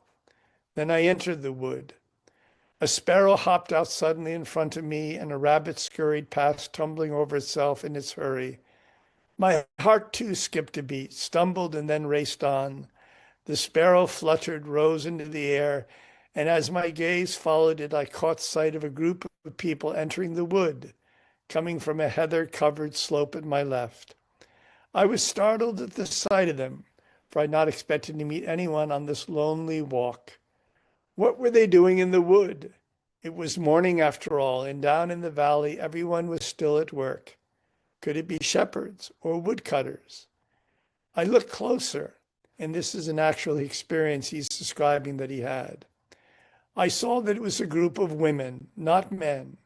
They wore wide gray garments with veils on their heads, such as those worn by nurses or nuns.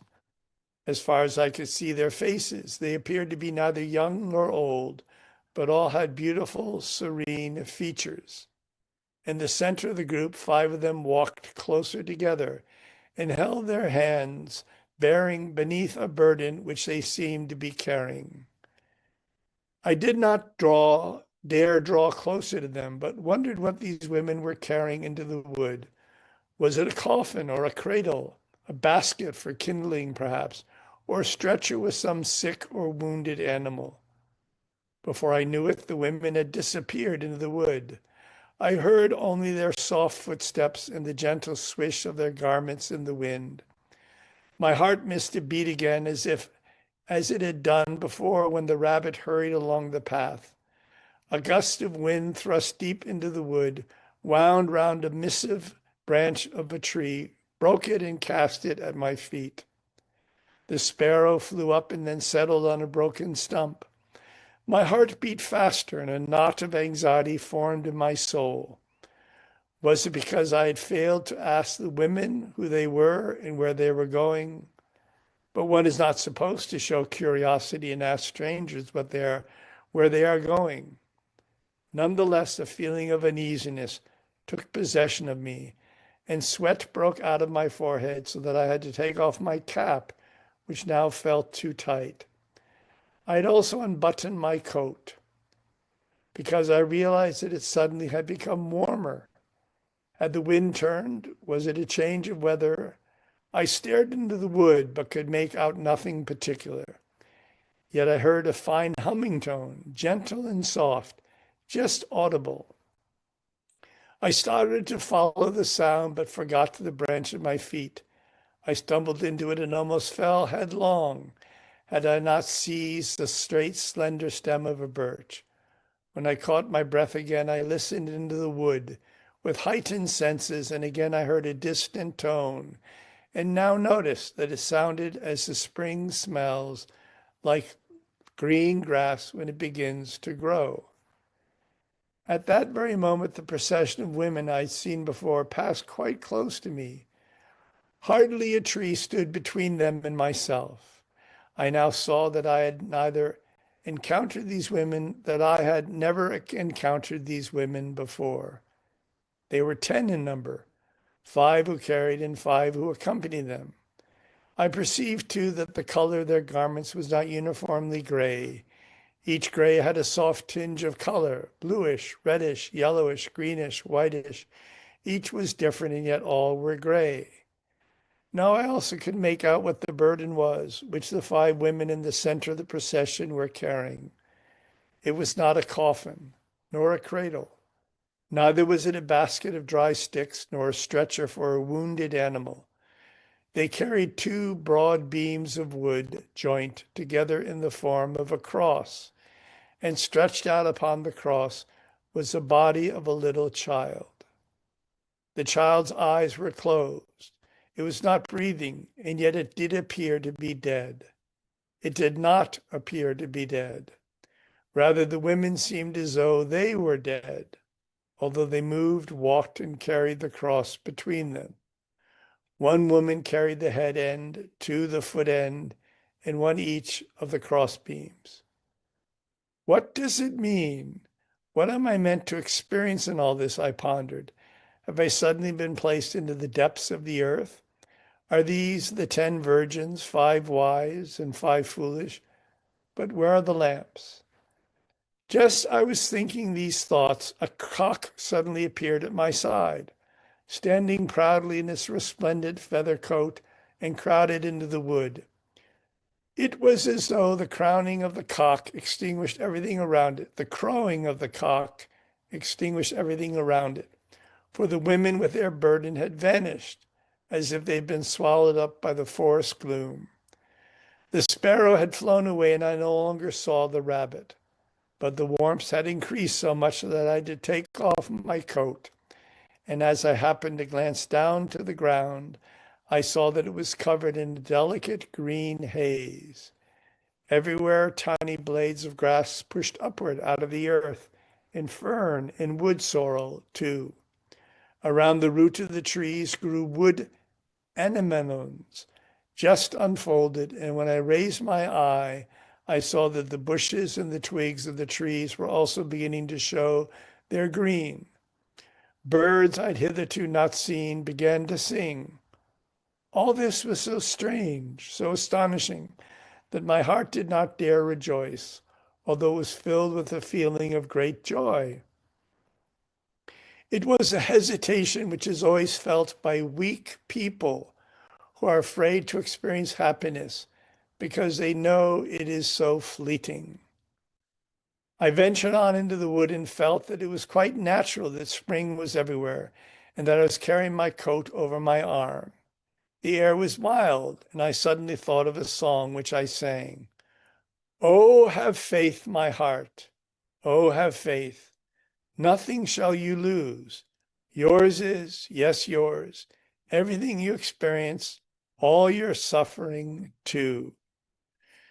And the twigs in the woods, the leaves in the bushes whispered and sang in chorus. Rise again. Yes, rise again, my heart, after a brief rest. Then I went on singing and be sung, bearing my heart in my breast as though it were the most precious thing on earth, which indeed it is. For faith lives in the heart, like the full-throated song of the birds that pours forth into all the world. So I was not at all surprised when suddenly a glow appeared in the twilight gloom of the wood, and in the light a figure with a radiant face coming towards me. It was a youth, and it seemed as though I knew him, although a long time had passed since I last met him. When he saw me walking towards him, he opened his arms in welcome. How good it is that you've come to visit us, he said. We've been waiting a long time for you, but we knew that you would come. His eyes shone as he spake, and I knew that he meant what he said. I greeted the youth and held out my hand to shake his, but he did not take it. and I noticed an expression of sadness around his mouth and eyes. Perhaps later, he said, when you recognize me, I can shake your hand in greeting. In spite of this, I felt enwrapped in his glow and noticed that he was not angry, although I had once again acted, as so often, too quickly and without consideration. Again, friends, this theme, this modesty. Where is your home? I asked. He answered that he lived here in the wood with the others who had long been waiting for me, and that if I would only follow him, we'd soon reach the place. He walked quietly at my side and smiled down at me like most people I know. He was a good bit taller than I. As we went on, I felt something tug at my heart and realized that morning has worn on and that I was expected down in the house. I'd promised to decorate the Christmas tree immediately on returning from my walk and put the last candles onto it. Yes, said the youth at my side, it is Adam and Eve Day, and I knew that he'd read my thoughts.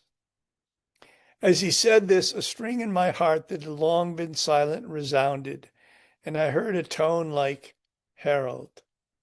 Then I looked into the eyes of the youth and recognized him, and he smiled softly and put his arm around my shoulders. I must be in the land of the dead, I thought, because Harold was a young teacher who'd come to us the previous summer and died soon afterwards of a brief illness. This is not the land of the dead, said Harold, again reading my thoughts. It is a land of truth and of life, into which the paths of all people lead. As he spoke, I noticed that the wood around me had become quite summery. The sun shone through the leaves of the trees, and a thick green moss carpeted the ground. Insects hummed, and a dragonfly hovered in the bright air above the clear eye of a little pond. Close by the pond stood a tiny little house built of rough-hewn log, and in front of the house lay a meadow on which cornflowers and woodruff grew, white caraway and glowing yellow calendula. In the grass lay a little girl in a white dress, barely 2 years old, resting happily in the sun. In the doorway of the house stood a boy holding a bunch of wild cyclamen in his hand, smiling at me as we approached. We are preparing the bond, he called out. What bond did he mean, I wondered. He came up to me and gave me a clump of cyclamen. Oh, how fragrant they were. I'd not breathed in such fragrance for years. Do cyclamens also grow up here in Scotland? I wondered. The youth raised his arm as though to show me where I was. I looked and saw below me a still bluish lake surrounded by towering mountains, and the little house with the nearby pond lay upon a wooded foothill overlooking the lake. Guess where you are, said the boy. In the land of truth and life, I answered. Well, yes, said the boy, but this land has many landscapes. Now I saw that it was morning. The sun was in the east and the moon in the west, and the sky overhead was a radiant blue.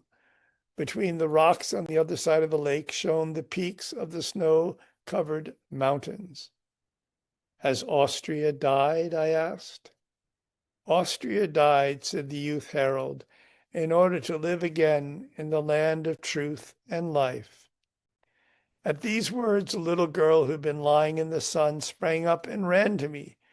Do you know who I am? My name is Maria, she said.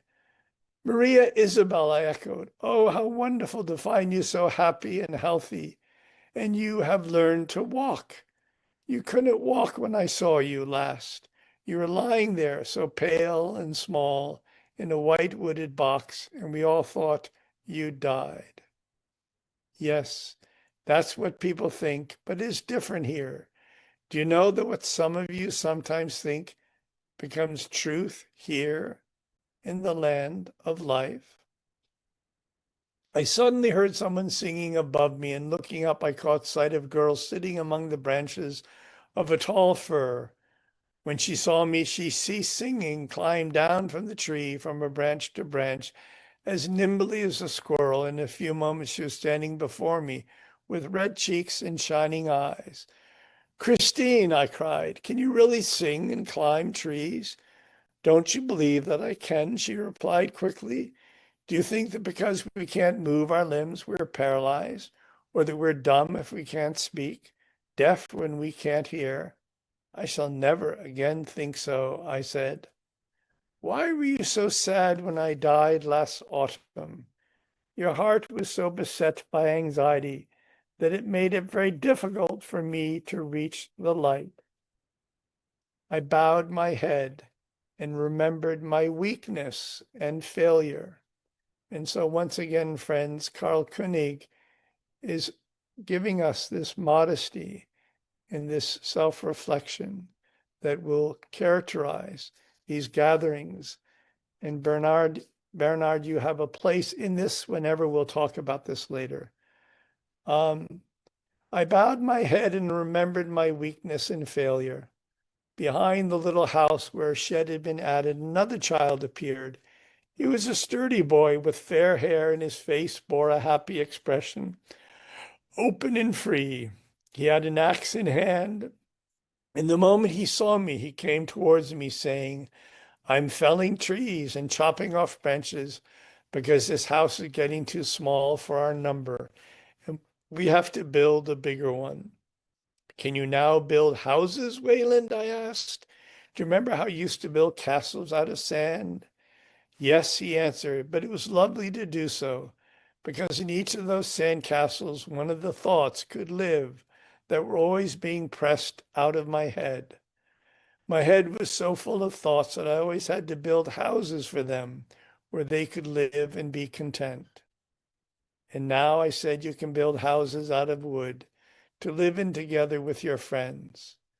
Oh, he answered, when wood has no weight and the body is light, where the sun shines through the earth from the morning to evening, and the stars glisten in the sky, during the day, living is wonderful. And he added, we are preparing the bond. These were the same words the older youth had spoken when standing in the doorway of the little house he had greeted me. What did they mean when they said, we are preparing the bond? A little girl ran out of the house, sturdy and strong in appearance, with big brown eyes and a fine face. Oh, Sheila, I exclaimed, what were you doing in the little house? Were you cooking for the others? She looked at me in astonishment and answered, oh, I'm so glad that you have come. But don't you know that we don't need to cook here? One doesn't have to eat in a place that is so beautiful and peaceful. Can you remember when down in the valley the food I'd eaten broke through the wall of my stomach and I died alone because I couldn't tell anyone what was happening? But in spite of that, it was good because at last the day had come for which I'd always longed. Had you always wanted to die? I asked her. Yes, she said, ever since I was born. The tall youth who'd given me the bunch of cyclamen stepped forward. I too had always wanted to die, he said. When Leela and I sat in the garden and talked together, it was always about death and dying, and on the very day I was first able to walk without effort, I knew that the end had come. When we took the narrow path along the cliffs, a sudden tremendous blackness came over me. A big, dark bird wrapped me in its wings, and when I'd recovered from the terror which filled me, I was lying down below at the foot of the cliffs, at the edge of the sea. It was wonderful to hear the waves and to know that they were singing me to death. Yes, Carrick, I said, but do you know how your mother and father suffered, and we too, because the world blamed us for your death? I didn't know, but I felt I had not been guided into the land of truth in the right way. You too failed me, and I had so much faith in you. Yes, Carrick, I failed you, but I was full of anxiety, and my worry about our work weighed heavily on my heart. So once again, friends, this modesty this self-reflection, this beggars in the spirit that will characterize this gathering, so that within this perhaps proud anthroposophical society and movement, there are those who strive to become beggars in the spirit in honor of the modesty and humility that we heard and beheld in Rudolf Steiner's words as he stood in front of the Christ. This heartrending, this innocence, this vulnerability. Yes, Carrick, I failed you, but I was full of anxiety, and my worry about our work weighed heavily on my heart. That is what I felt, said Carrick, and therefore we're preparing the bond. As he spoke, all the children gathered around Harold and, pointing into the wood, cried gaily, "Look, they are coming." There indeed came the 10 women carrying their burden. The child, perhaps Caspar Hauser, friends, perhaps. But how they changed! Their garments shone in luminous colors, and the nearer they came, the more they hovered as they went. The wooden cross was shining as though from within, and the child laying on it had opened its eyes and was smiling at the other children. The procession soon reached the flower-covered meadow. The women lifted the child from the cross and set it down in the grass. The cross was lifted up into the heights and became a cloud that gradually dissolved into the infinite blue above. I looked up with astonishment and then down to where in the grass the child had got to its feet and a little unsteadily was attempting to walk. "Bobby," I cried, "you've begun to walk." "And why not?" he answered calmly. "Oh, Bobby, it was terrible to hear that you'd died. I'd always thought you would have lived and learned to walk." And suddenly it was over. "But I can walk now," he answered. "And you know it was better that it went so quickly, because now I can help to prepare the bond." Yes, they all cried, "Let us form the bond." Christine came and took Bobby's hand and led him to the little house, and as they reached the threshold, she beckoned me to follow her. Just then the 10 women, when I turned around to look for them, they were nowhere to be seen. They'd vanished. "They are our colored windows into the world," said Harold, thinking perhaps of the Goetheanum. Then I saw lights in many colored hues playing over the meadow, the pond, and around the little house, and was content with what Harold had told me. Christine and Bobby had already gone into the house, and I hurried to follow them. Inside there was one single room. On the longer, rougher timber wall hung a picture, and beneath it to one side someone was sitting. It was darker inside the house than out. My eyes had first to adjust to the half-light within, but then I recognized who was sitting on the chair. He nodded to me joyfully and said, "I shall soon be ready to follow the cross," which became a cloud of light. "Yes, Sandy," I replied, "you've already held it out for a number of years." "I am the heart of the bond," he answered, "and have been waiting for a long time." I now looked more closely at the picture on the wall. Christine was standing beneath it, holding Bobby's hand. She was busily showing everything to the little newcomer. "That is Caspar," she said, pointing to the picture. "Caspar in the house?" asked Bobby. "Yes," said Christine. "Caspar Hauser." Now I too recognized the picture. It showed a young person poorly clothed with bare bleeding feet, holding a large hat in his hand, as though he wanted to greet everyone and bow down before them. Why is Caspar Hauser's picture hanging here, I wondered. "Don't you know why?" Sandy said, looking at me. I said I could imagine, or at least have an idea why, but that I cannot be sure. "When I first came here," Sandy explained, "I built this little hut. As you know, that was many years ago. At first, I didn't know why I did it, but I felt such an urge in my heart that I collected logs and timber to build, and help came from everywhere. When the hut was finished, my heart became quiet, and I loved simply to sit inside it and wait for what I did not know. I picked the flowers that grew around the little house and looked down across the blue lake, and sometimes my mother came to visit me. She told me I should go with her to the place she and many of our family lived, and in another hut, but I could not do so.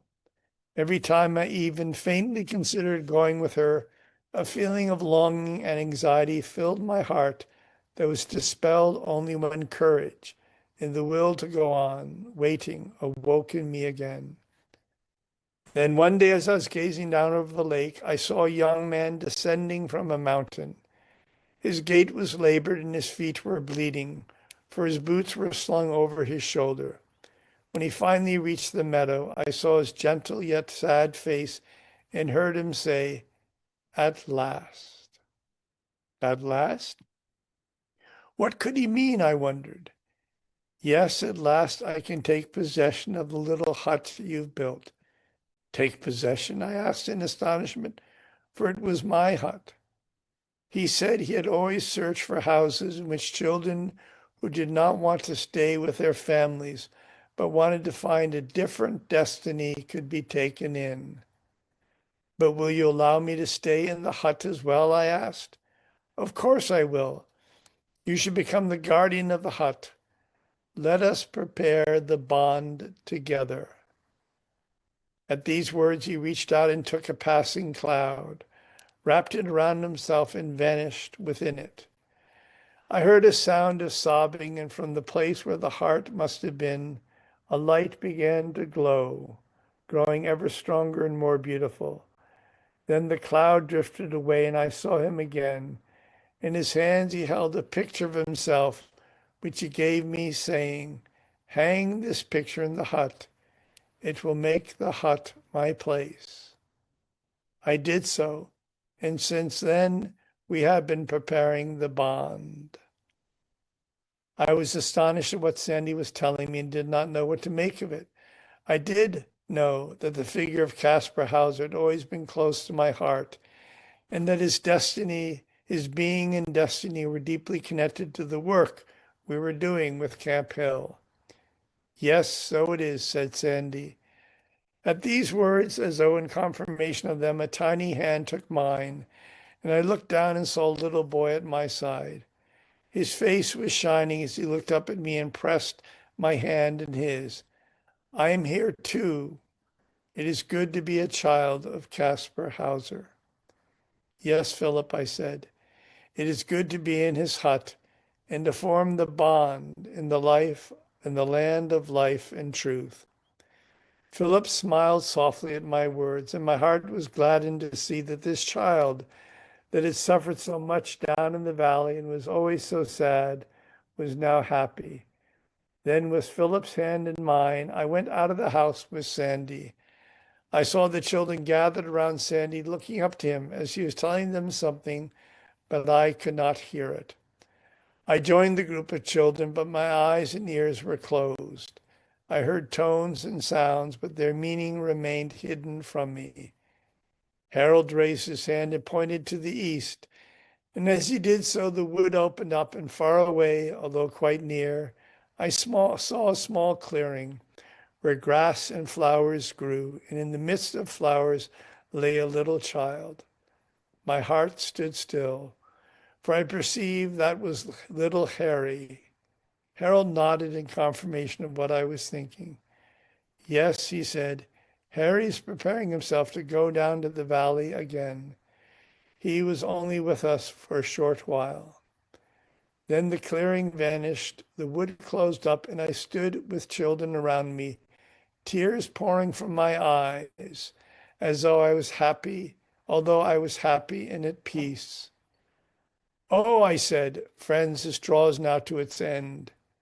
Oh, I said, prepare the bond, for now I know what you are doing. I cannot describe what I mean, but I feel deeply that you're creating a heart that pours its strength into the valley through the 10 colored windows, a heart that allows the blood of life and faith to flow from above to below, and from below to above. As I said this, my heart tumbled over itself like the little rabbit on the way into the land of life and truth. It missed a beat again, and then it began to hammer. I had to hold my hand to my heart, and as I did so, I looked up. It was all bright around me, and I was sitting on a stool. Behind me rose the tall Christmas tree. It was still dark, but decorated with Christmas signs and a few of the candles. Now I thought, I must put the last candles on the tree, trim their wicks for good burning, hang the red apples on, too, so that everything will be ready in the evening. As I quietly worked, I felt my heart growing warm, and a flood of joy and bliss entered it. Not only because it would soon be Christmas Eve, but because at last I knew that all children, those in the valley as well as those up in the heights, are held in the hand of Him whose light and love pervades a land of life and truth. With that, I heard footsteps and many voices outside. Then a festive silence descended, and the voices began to sing. Silent night, holy night. And my heart made a little jump again and said, yes, so be it.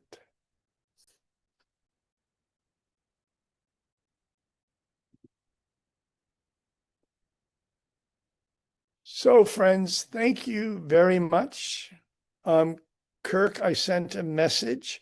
If you'd like to be kept in touch, feel free to email me your email address. But thank you all for having the fact that we have spent Christmas together, and we will continue on into the holy nights tomorrow. Carl has a question or an observation. You may need to come off mute, Carl.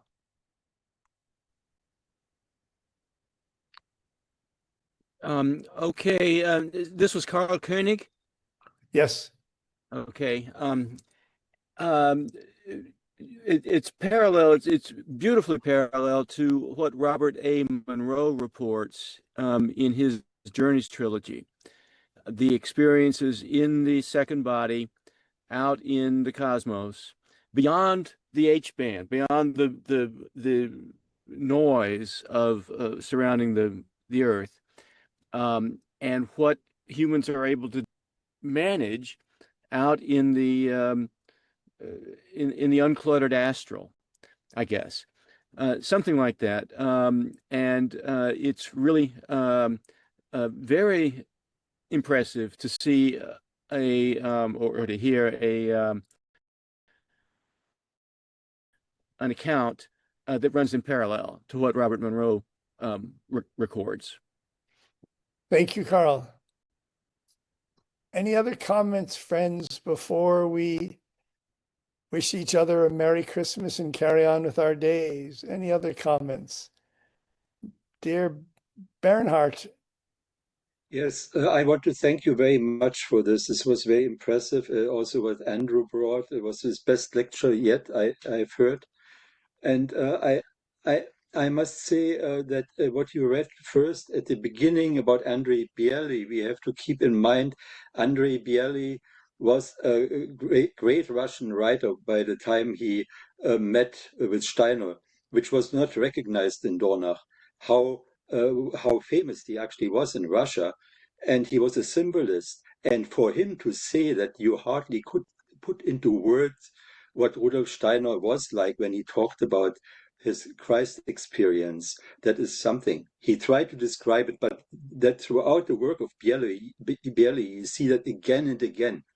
So that Steiner totally transformed when he talked about the fifth gospel, for example. And then thank you for this last story. That was really a very nice treat by Karl Koenig. So this question of Caspar Hauser, a house for Caspar in the borderlands, in the spiritual worlds, as a contrast to what we have, the royal stream, the kingly stream, so the university, the Michael school in the borderland, in the spiritual world. So I could say much more, but I want to stop here and say Merry Christmas to everybody. Thank you. Thank you. Let's go around the circle to conclude. Dear Bill, any thoughts from your side? You're on mute. You're on mute, Bill.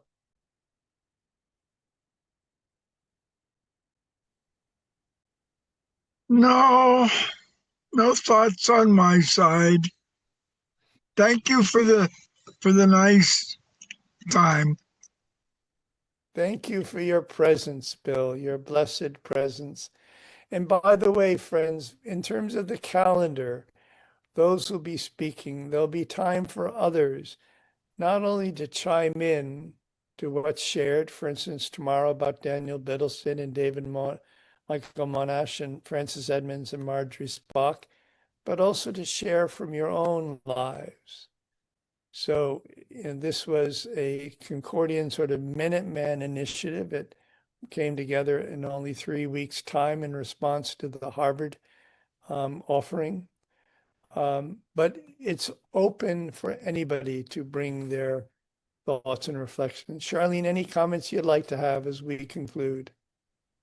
Well, I'm back into that, what Andrew was saying about Constantine, how he really wanted to unite the different streams of Christianity, but it turned sour. It actually caused more harm than so it caused division rather than unity. I don't think that was his intention. I think he wanted unity.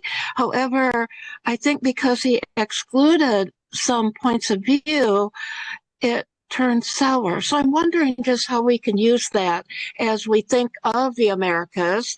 We're all, North America is different than South America, yet we are all the Western Hemisphere. So how do we have unity without uniformity? How do we have diversity without division? And what can we learn from what happened as a result of what Constantine tried to do? And we talk a lot about that, I can't remember what it's called, but of Constantinople, the gathering of Constantinople, and how they took a lot of things out of what they were teaching, such as reincarnation. So what can we learn? That's my question. And thank you, Stuart. Is the recording going to be available? Yes, the recordings, friends, will be available. Yep, all of them. I just have to remember to record them with reminders from anybody. Before we go to a further comment from Carl, dear Patricia, can you show yourself if you're still there, and can we invite any comments from you?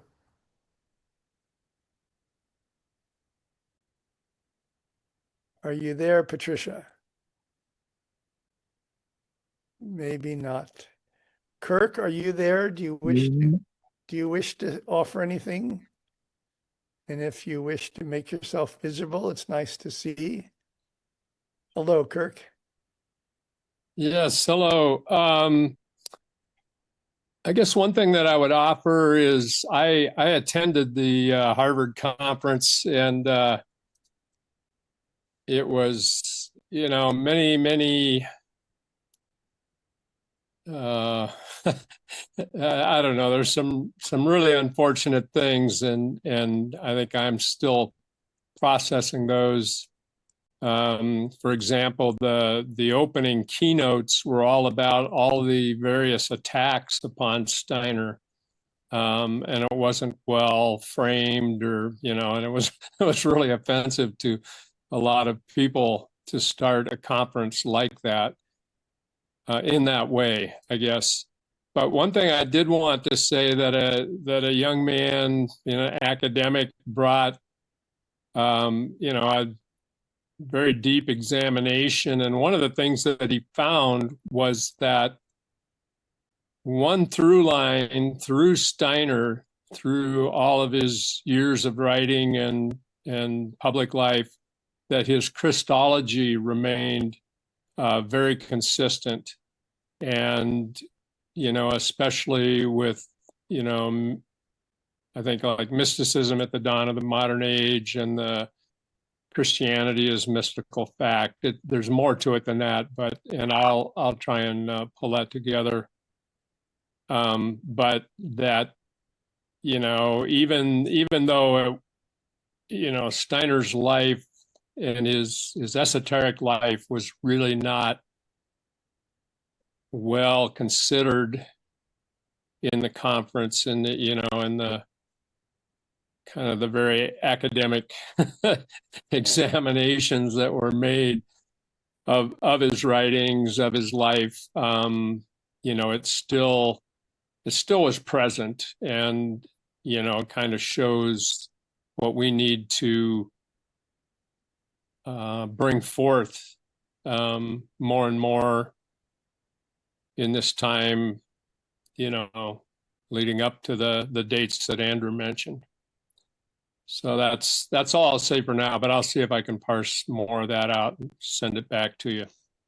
Kirk, thank you very much. And I'd be very grateful if you wish, if you got my email, might send me your contact information, because for reasons I mentioned, if they were clear, given the fact that my grandfather was an overseer of Harvard and the like, and the relationship between Cambridge and Concord and Harvard and the Center for American Studies has 50 years behind it. I'd be very grateful. I didn't go to the conference, to be able to speak with you if you're willing to have a word. Are you in the area? No, I'm in Colorado. Okay. So were you in attendance, or did you just take part via Zoom? No, I was in attendance, and like I said, there was some of the worst, most poorly delivered presentations that you can imagine, and there were some really hopeful, enlivening sessions, and I think hopefully those will be built upon at some point.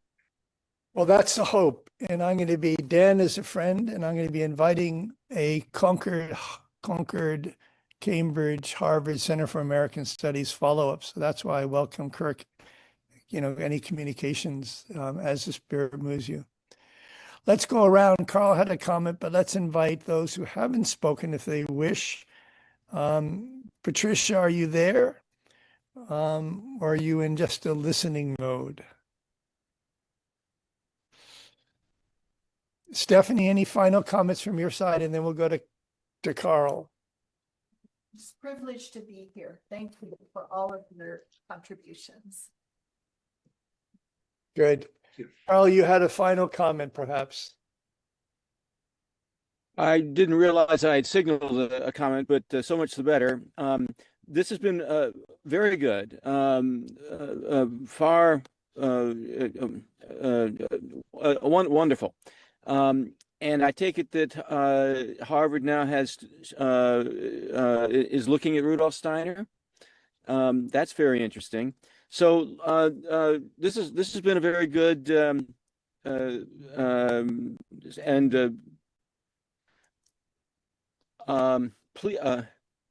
pleasant surprise. What the background that we've got here. And I will be taking my presentation seriously. Can I do a slideshow? Whatever you wish, as the spirit moves you. Okay. All right. It's very, very, very well done, Stuart. Looking forward. Good. Friends, it's a big day. Thank you all for taking the time you did. And we convene tomorrow at noon. A warm welcome to one and all. Take care. Christmas. Take care.